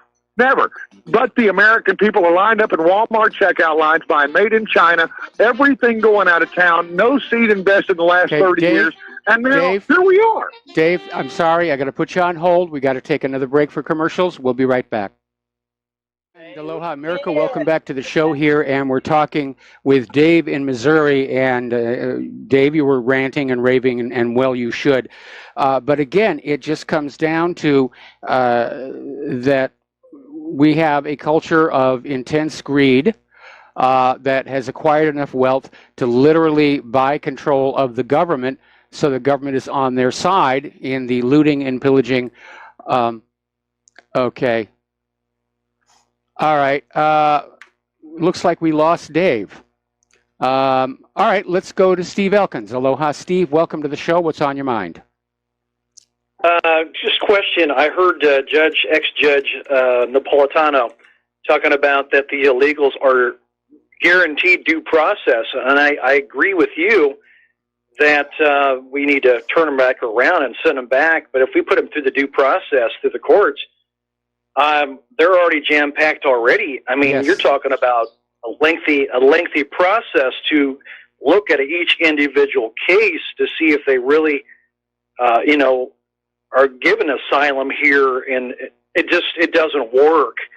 And I didn't know if you agreed with that remark from Judge Napolitano or not. No, I don't agree with it at all, because how much due process is needed to look at somebody and say, you don't have the permission to be in this country, and at that point, grabbing them and putting them on a bus, as far as I'm concerned, that's the due process. But, there are these immigration lawyers that are making a ton of money off of this current setup and system. Plus, there's all the money it's costing to house and feed all of these people waiting for their deportation trials. In a lot of cases with this catch and release program, they're already gone. They vanished into the hinterland. And hunting them down for deportation is also going to be a lengthy and costly process. Yeah, it seems to me that due process would really only be a guarantee for a U.S. citizen. They're not citizens, and therefore I just have to say we got to turn them around and send them back. I guess, I don't even know what to do when you find out you got the criminal, the bad guy, and you throw him in a U.S. prison here, and you spend how much, $45,000, $60,000 a year to keep him in prison per year. That's a lengthy process, and that's very costly to the taxpayers also.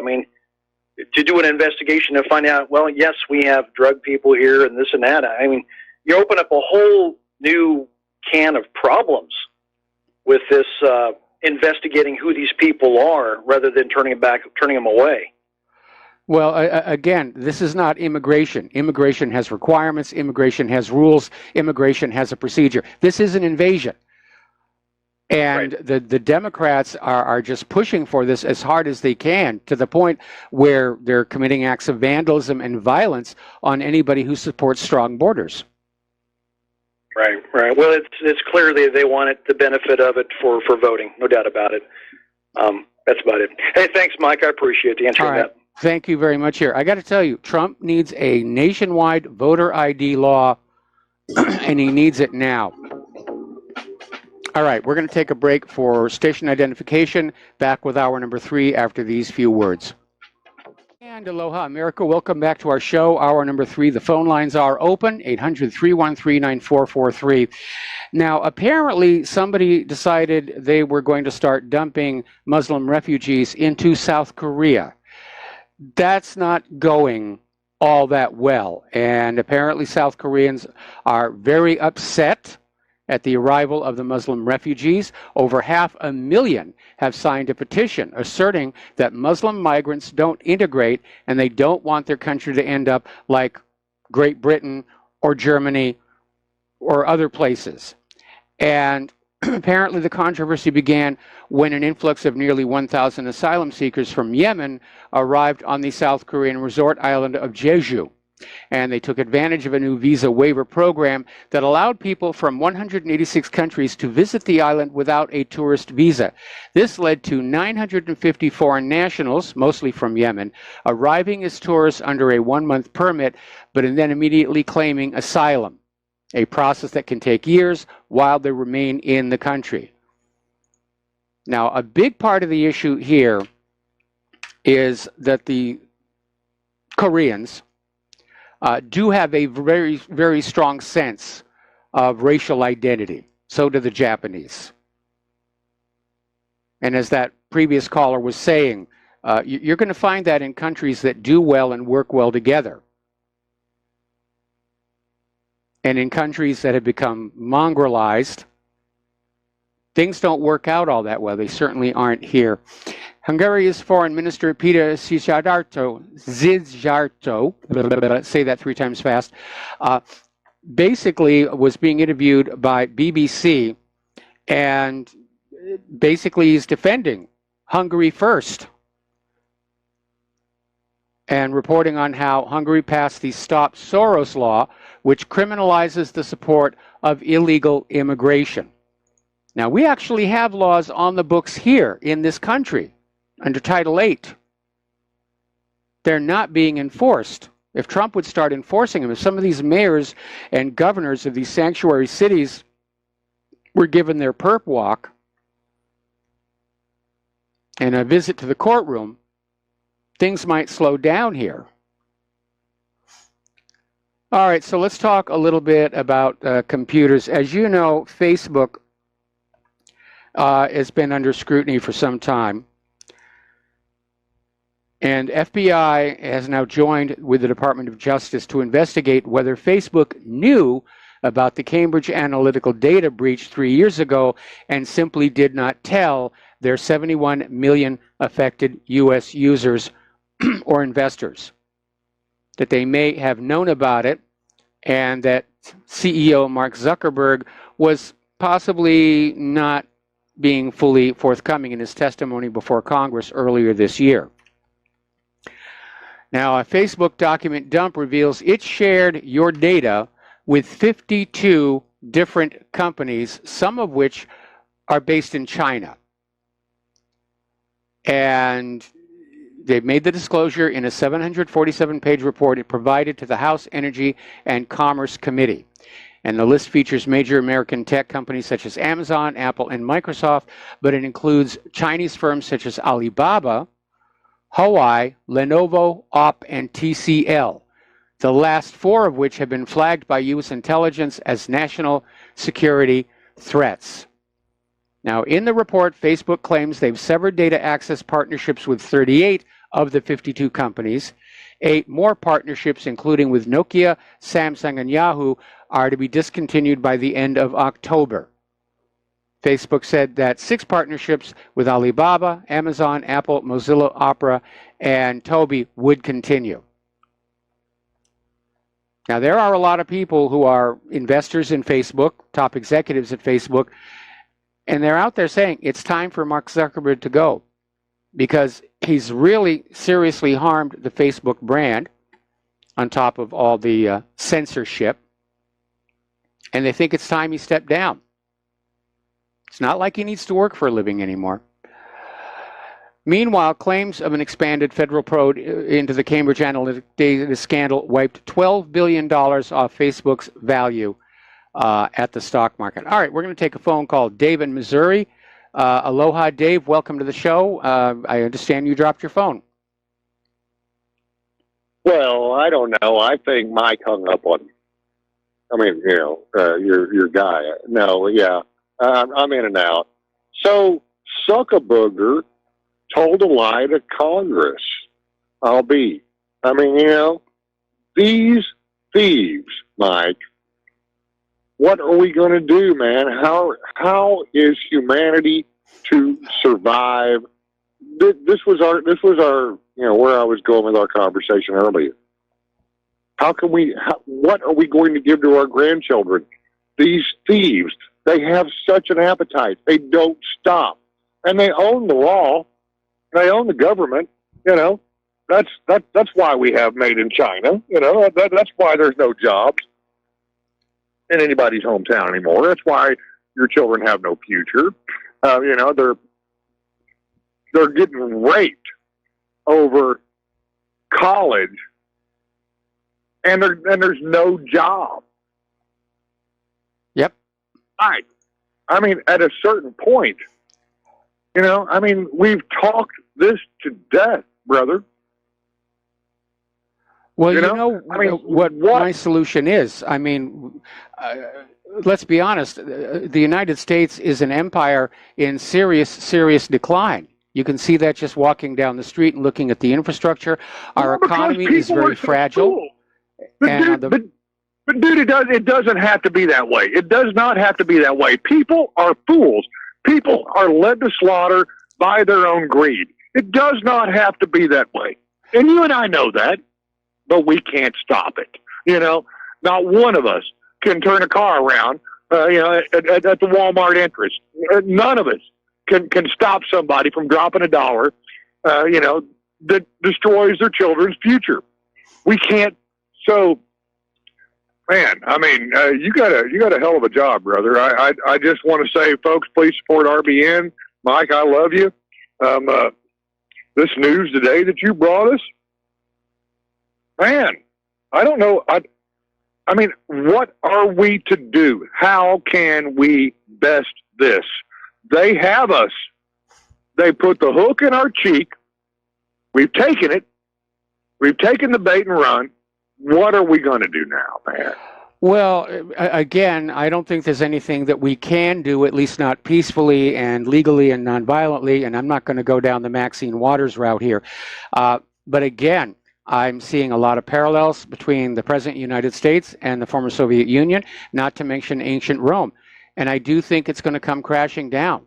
And we're going to have to be ready to But Mike, ride hey, it out. man, hey, no, this is more personal, because these are our families. This is our children, our grandchildren, RBN. Don't you hear me? These are our children, America. These are ours. And if we don't provide for them, you failed your responsibility.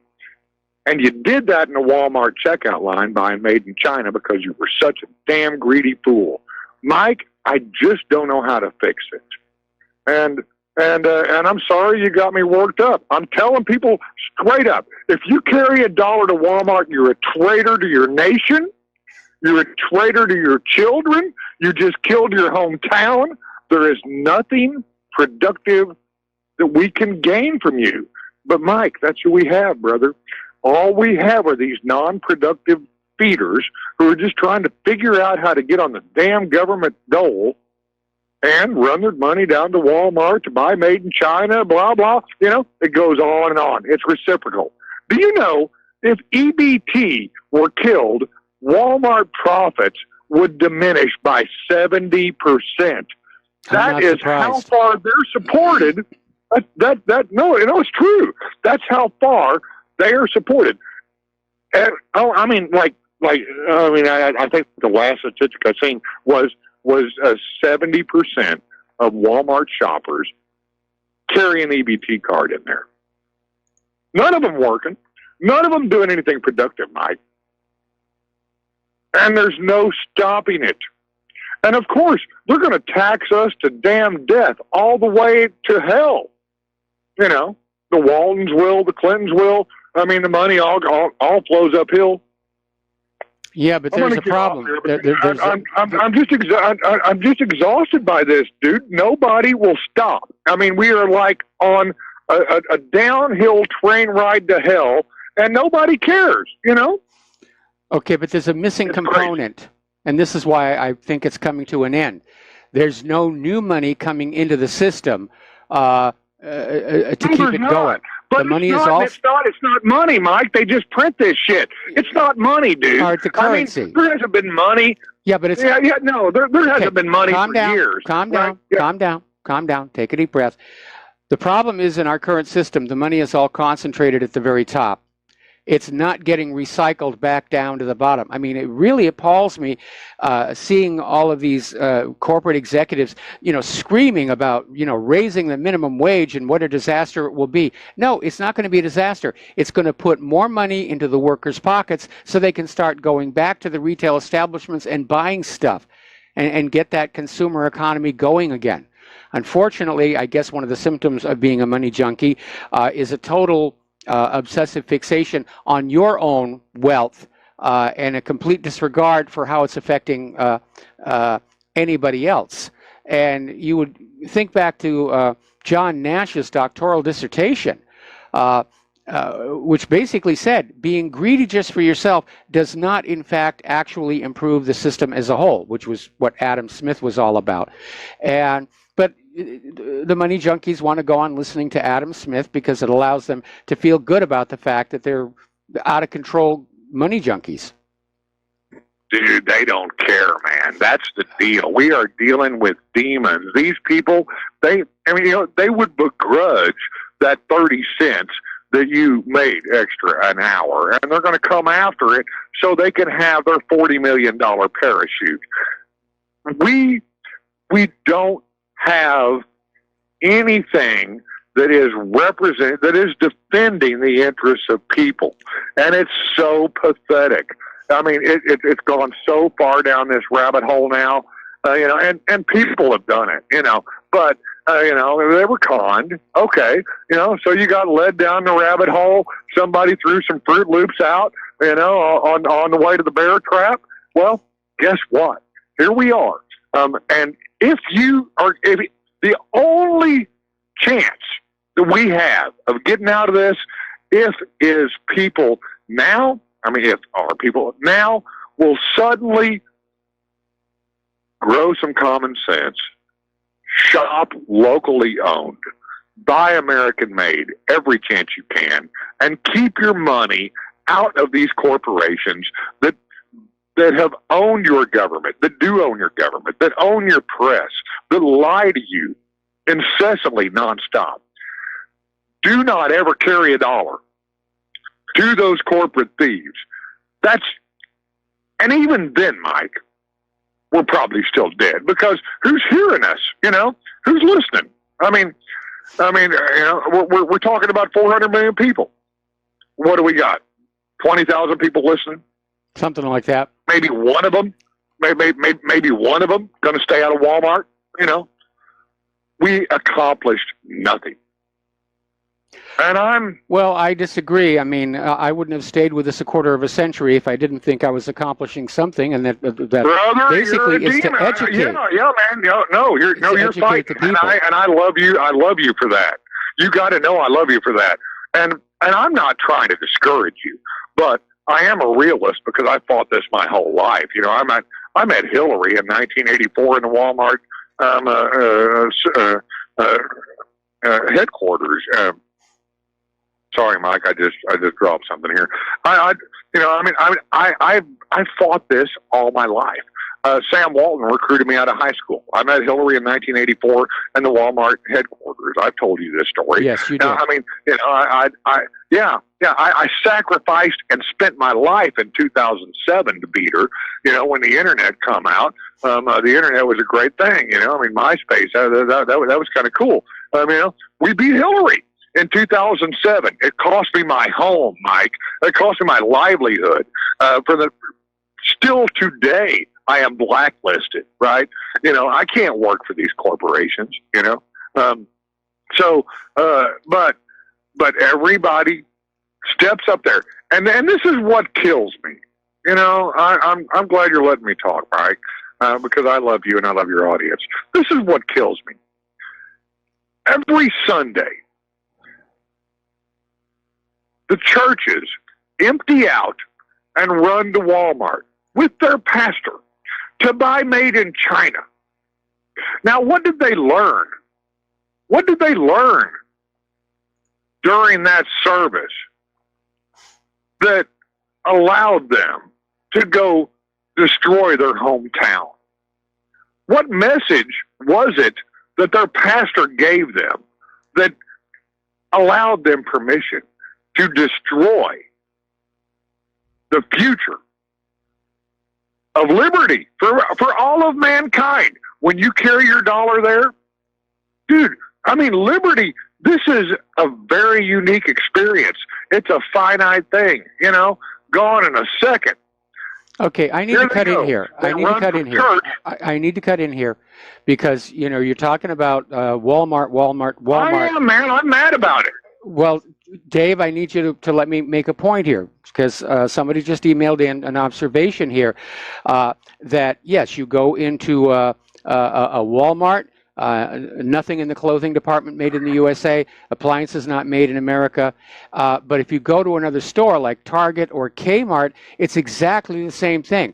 None of these big box stores are carrying U.S. products. No, you're right. No, Mike. I said Walmart because that's where I come up. They were the number one.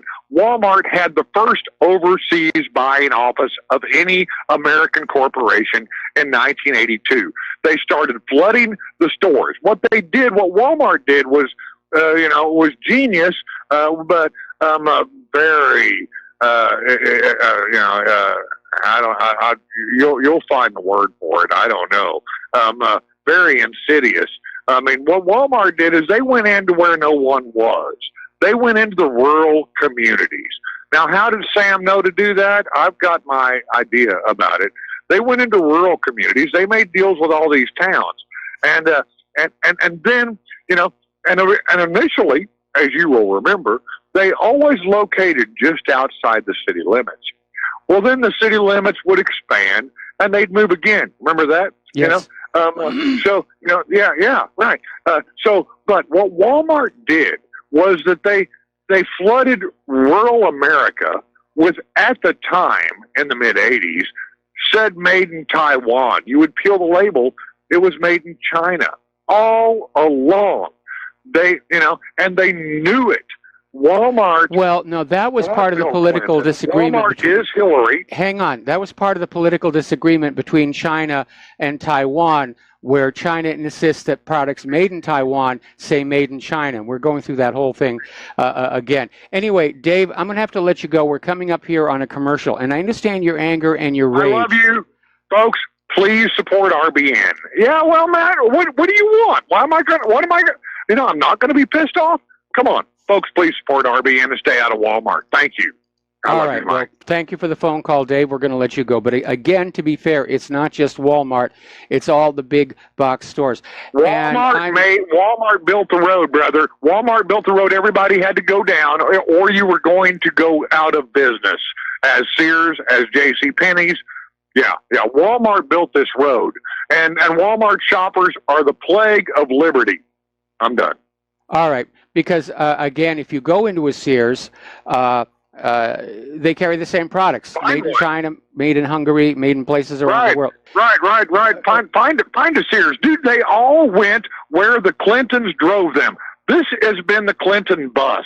We've seen this go down. This is the Walmart Arkansas Mafia. Dave, I got to let you go. But you know I'm right. I got to take a break for commercials. All right. Thank you very much for the phone call. We'll be right back. And aloha, America. Welcome back to our show. Now, normally on this program, we have a rule, one call per caller per day. But apparently, Dustin in New Jersey wants to respond to Dave, so we're going to put him on the air here. Dustin, welcome back to the show. What do you want to say? Mike, Dave's totally wrong. He's calling anybody who goes to Walmart against liberty. That's all we got left is Walmart. Where are we going to go? To the shopping malls where they charge 5 times the price? The reason why the malls are closed is because people don't have the money to shop in the malls. Not only because the malls are over expensive because they got to pay the rent there, but this is all we got left. And this is all we got left because your government sold this country out. It's not China's fault. Mike, Jim Rogers, the economist, he goes, there's a saying he had. He said, in America, they ask how many weeks vacation we get. In China, they go, how many days a week can I come to work? There's a difference now. The roles have been changed. There's no repairing this. China is a manufacturing hub for the world, like it or not. iPhones are not coming back here to be made because nobody will be able to afford them, to buy them, right? At this point? I think it's more a case of we don't know how to make them. Yeah, it's that we don't have the factories are all rusted out. They got asbestos filled. It's too expensive to clean them up, right? They got to pay to clean them up. The asbestos got to get out. It costs more to build a new factory, and they're not because they're buying their own stock back. So don't blame the Chinese. It's just a manufacturing hub for the world now. Because the world has changed. If you want somebody to blame, go back to 30 years ago when all these corporate CEOs in the retail establishment who had come up through the MBA program and didn't have an emotional connection with the process of actually making the product. And they all said, well, we'll just let it get manufactured overseas and we'll bring it back here and we'll sell it and we'll make a lot of money. And they did. And that began the process. And there were voices who stood up and said, this is wrong in the long term because we're not protecting Americans' jobs and it will dead end. And they were warning about the trade imbalance, which has become a huge, huge problem. But the leadership at that time, like now, They were in the pockets of the big corporations, and they said, yeah, go ahead and do it. It's okay. It's not going to be my problem when it finally starts to fall apart. But it's not only Walmart. You go to Target, everything's made in China too. Wherever you go, you can't single out Walmart because China is a manufacturing hub for the world. You go to Europe, find a store that doesn't have anything made in China. You're not gonna. So to say Walmart's that's all I can afford is Walmart. I have to say. I mean, I'm not a rich person. You know, I mean, we're at the bottom of the barrel in this country, and I don't think it's coming back. I really don't. You had a caller said it's not coming back. You know, your grandkids. We're going to have to go through a collapse. We're going to have to go through a collapse. Yeah, and that's all I want to say, Mike. Like your great grandkids and your grandkids are in for a tough time. That's all I got to say. But just don't blame somebody else in another country, you know, for our own faults. You know, I mean, Americans wanted cheap products also, so we're part culpable in this. But you can't have your cake and eat it too, right, Mike? Like, yeah. There's a partial blame to go around everywhere. So just don't blame everybody. You know, like I said, I can't afford to go to Saks Fifth Avenue, you know, and then the mall that charges way more price, you know. And even in the mall, it's made in China. I hate to tell you that, but yeah. You know, that's the fact. You know, China is a manufacturing hub. They make cheap products and good products, depending on what your American companies or British companies or any companies want to make. If you want a cheap widget, they'll make a cheap widget. If you want an expensive widget, they'll make an expensive widget. But I just don't like to blame certain groups of people, except for the money junkies and the politicians that cause this problem. But Mike, this can actually maybe be, I don't know if it can be fixed totally, but maybe if we have like a fair, I don't know, like it would basically be, we'd have to not become an empire anymore, I think. You know, it'd have to be back to original America. You either can have America or an empire. You can't have both. No, you're absolutely right about that. You're absolutely right. And, you know, our political leadership has been leaning toward empire for a very, very long time, for, 20 years, I guess. And even then, even before that, couldn't avoid messing around with other people's countries. But it is obviously an empire in decline. And it's just looking for a place to fall down. And our best hope is that it not lash out at the rest of the world with nuclear weapons in its death throes, which is a real possibility. Thanks, Mike. You know, I just don't like to to just insinuate other countries are to blame. They're not. China just makes products and they sell them to importers, and it was the importers who made the decision to favor those Chinese manufacturers over the local domestically produced American brand. Now, back then, when our factories were still pretty much in operation, that would have been a good time for tariffs. But somebody said, no, we're going to make much more money without the tariffs. And it was just a string of one bad decision after the other, after the other, after the other. Always motivated by immediate greed, and nobody was thinking long-term, what's best for the country as a whole. Nobody maintained the overview. It was always, how much can we make before the next quarter? Anyway, Dustin, we're going to let you go. We're going to take another break for commercials. We got another caller waiting on the line. And we'll be right back.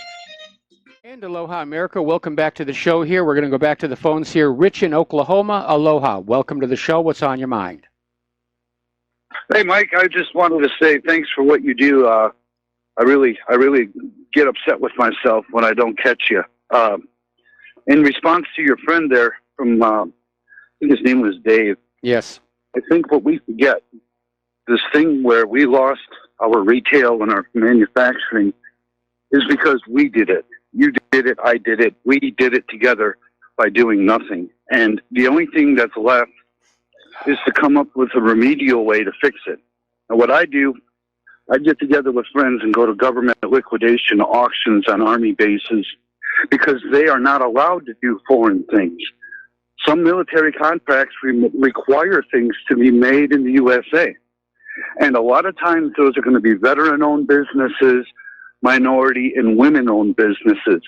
So we have to get together because our purchasing power isn't what it was, thanks to these people printing too many dollars without paper. That's the other thing.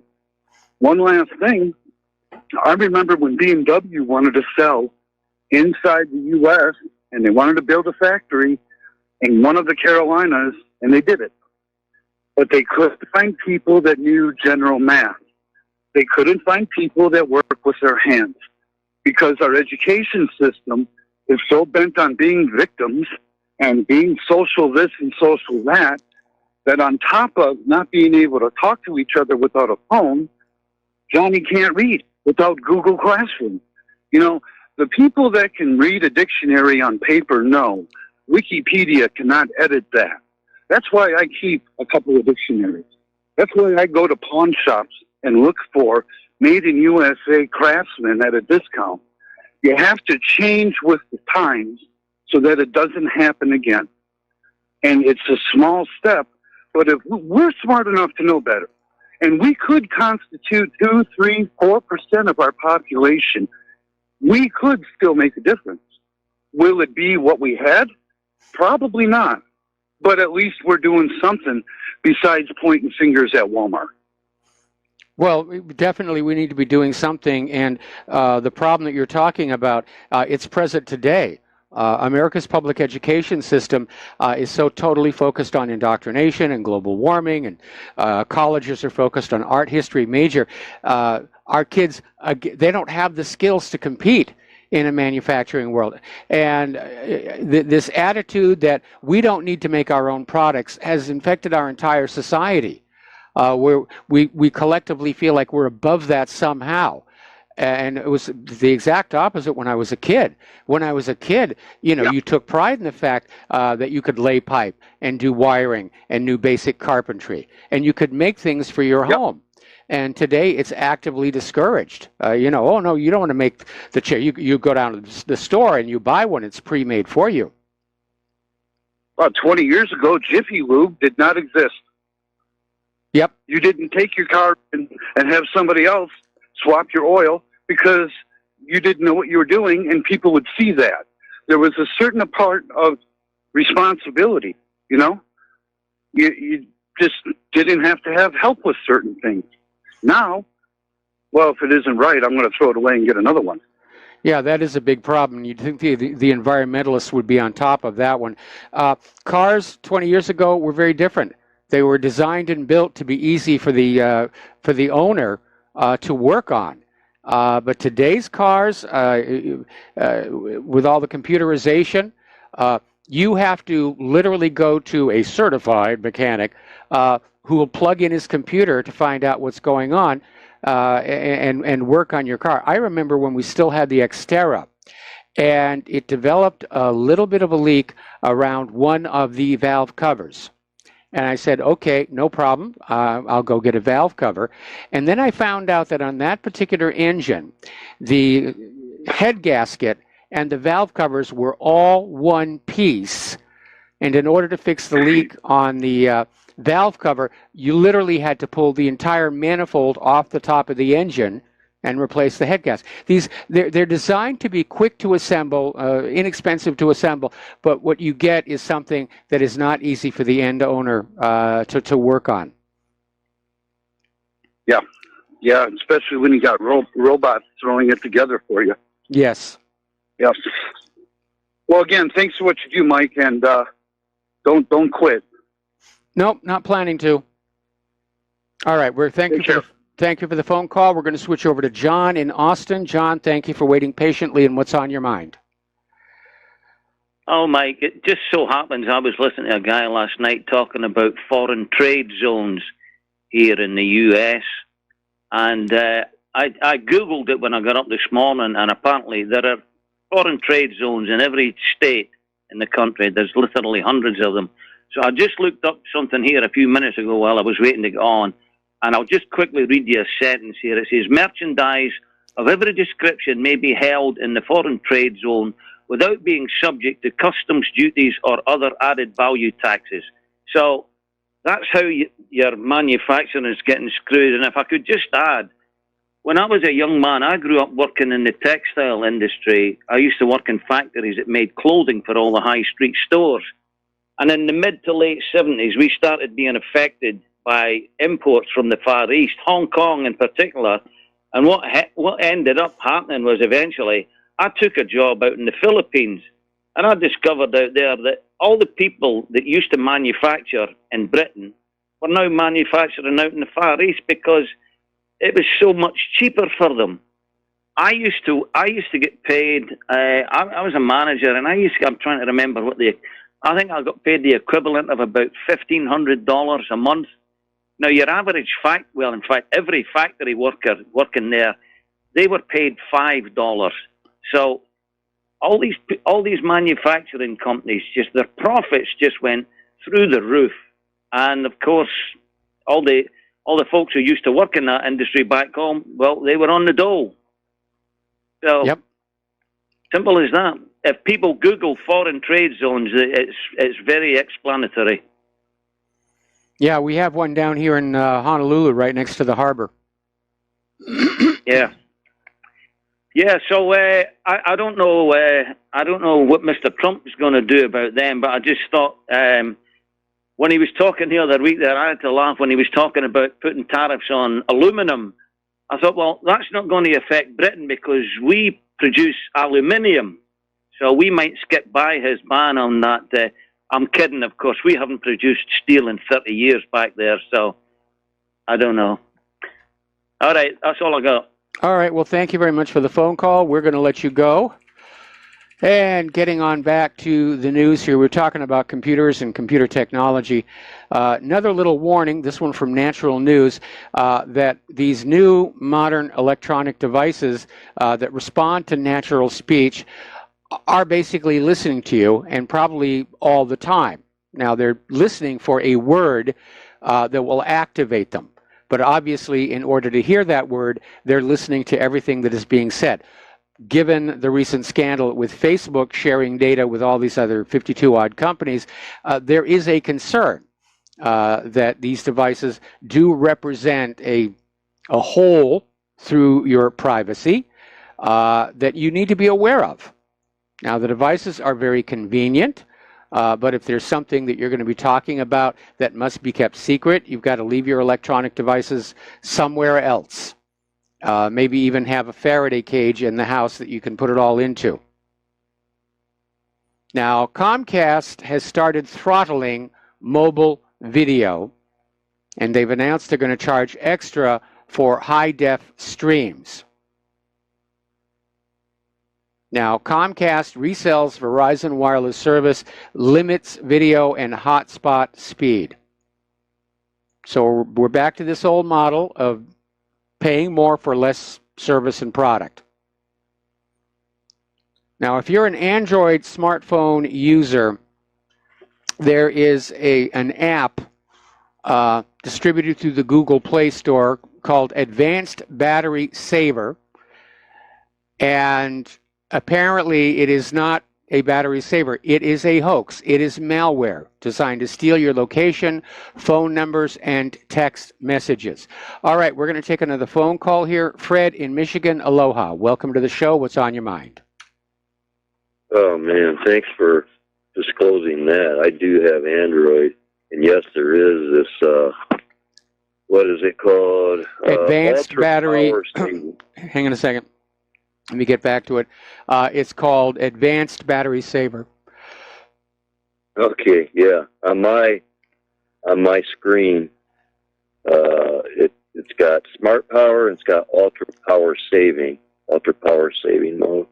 And I often thought, gee, it doesn't seem to be working very well. Now I know why. Because I've never used GPS. This one is specifically called Advanced Battery Saver. So the others you have that have similar names may or may not be malware, but the one that you got to look for is Advanced Battery Saver. There's a lot of malware out there, and they're getting into Google Play Store, they're getting into iTunes, and it's like nobody is really caring anymore that it's a problem. And you know, Mike, this is explained by that Jeremy. It's either Jeremy Roth Kushel or Jeremy Kushel Roth. And his crew at Telpiat Talk, telpiattalk.com, you know, and he says, look, since they started outsourcing the high-tech industry to Jerusalem and Tel Aviv, there's even a an exclusive area called Telpiat. Believe it or not, a geographic area known as Telpiat. And they even revealed that there's a bunch of Russian Jewish people that are big time involved with that. But they said all the back doors, you know, the Intel, the Microsoft, it's all been outsourced over there. And they have even really top secret embedded systems. And man, it just blows my mind how insidiously corrupt this really all is. Yep. So, you know, John, I want to thank John. I never heard of international trade zones, man, but man, that sure explains a lot. And, you know, I remember Stan Monteith. Did you ever hear Stan Monteith out of Santa Cruz? He was a retired orthopedic surgeon, and he had a doesn't ring a bell. Radio Liberty. Okay, well, he was broadcasting out of his own house 5 nights a week, and he interviewed a guy by the name of Gus Belzer. Gus Belzer, you know that guy Richard Belzer. I think he might be a relative, but yeah.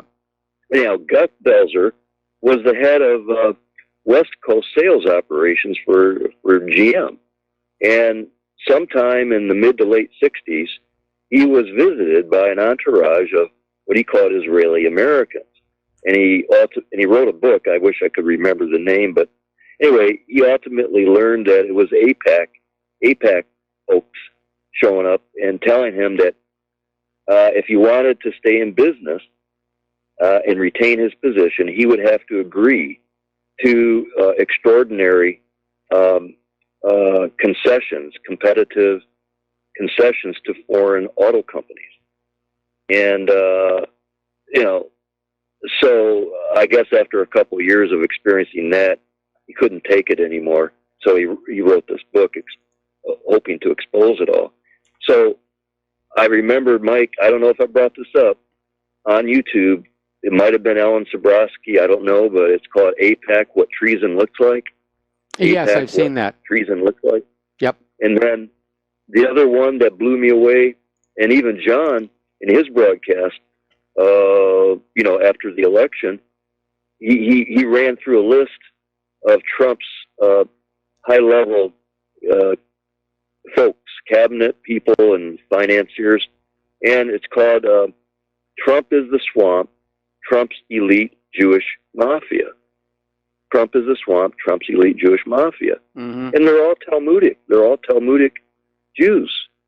And then 2 years ago, Mike, on Coast to Coast AM on a Sunday night, you know, really brilliant, eloquent, soft-spoken Christian guy who authored a book called The Evolution Delusion, and he proves like the pit down man and other stuff like that is all manufactured fraud. The theory of evolution might as well be the theory of Swiss cheese. Well, a guy by the name of Mark in Las Vegas calls in.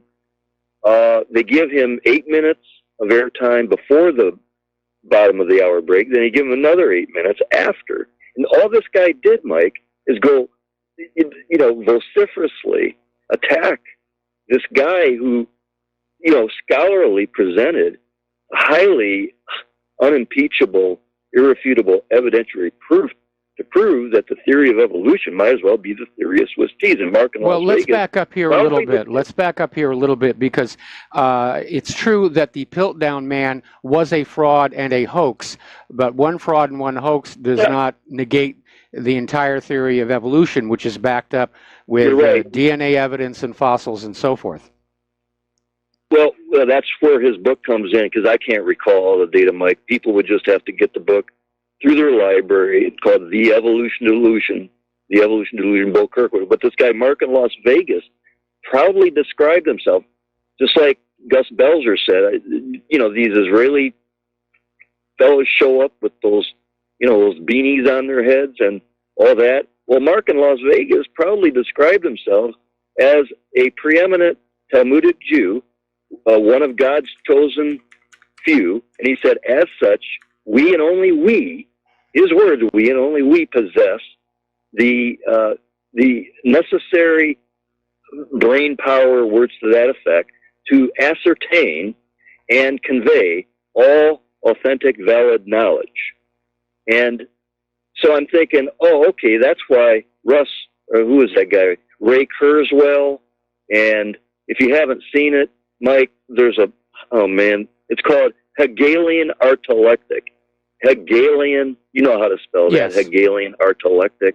It's on YouTube. They interview several university professors, etc. One of whom is a woman, Susan Schneider, from the University of Connecticut.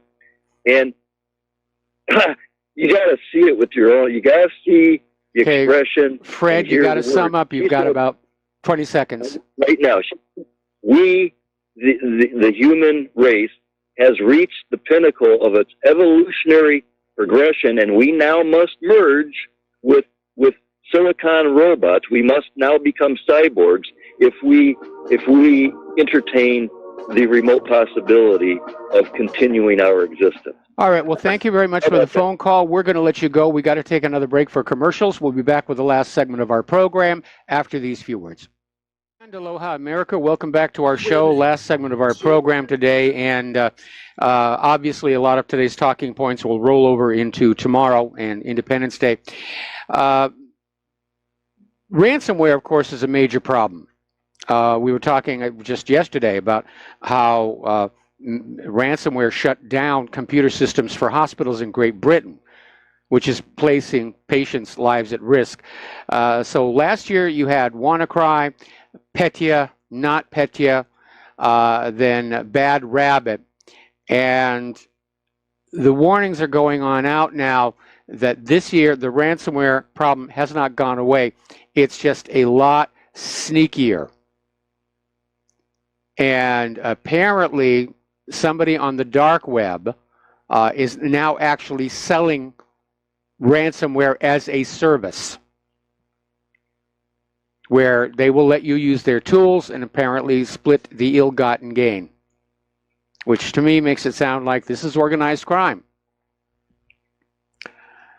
Okay, Cyber Command is getting ready to acquire a new weapon. They're calling it the Unified Platform, which sounds really scary. But apparently it is a new large system that is going to allow U.S. Cyber Command to conduct cyber operations. And they're saying it's critical to national security. Of course, if you talk to anybody in the military, everything they're doing is critical to national security. Now, I love this next story. This is about, we've been talking about things in Mexico are not good between the drug lords and the corruption and everything. There's one bright spot. The town of Sharan was once plagued by people claiming the right to rule over them, and now they live peaceful lives free of violence. This town of 20,000 people in Mexico decided to take matters into their own hands. They kicked out the politicians, the cops, and the criminals, and they're running now a completely voluntary society, and everything is great. So there's an object lesson for you. If you want to know why things are going bad, it's the politicians. Now, down in Broward County, Sheriff Scott Israel made a name for himself during the Parkland shooting, and of course was out there pushing for gun control, gun control, gun control, and apparently needed to deflect away from all the errors his department had made before and during the shooting, like just standing there waiting for the kids to get killed. Well, he lost a vote of confidence by his police union, and now he's being let go. He's lost his job, which I think is a good thing here. Now, the other day we were talking about these schools in Great Britain that were forcing the boys to wear skirts as to not upset the trannies. And I guess that got a negative reaction because they've gone the other way, and they're saying everybody's wearing slacks. Girls are banned from wearing skirts at 40 secondaries across England as schools opt for gender-neutral uniforms to cater to those poor transgender pupils. All right, there's the music. Time for me to get on out of here, get something useful done with the rest of the day. Please stay tuned for John Stadmiller. I'm sure he's got a lot of exciting things to share with you.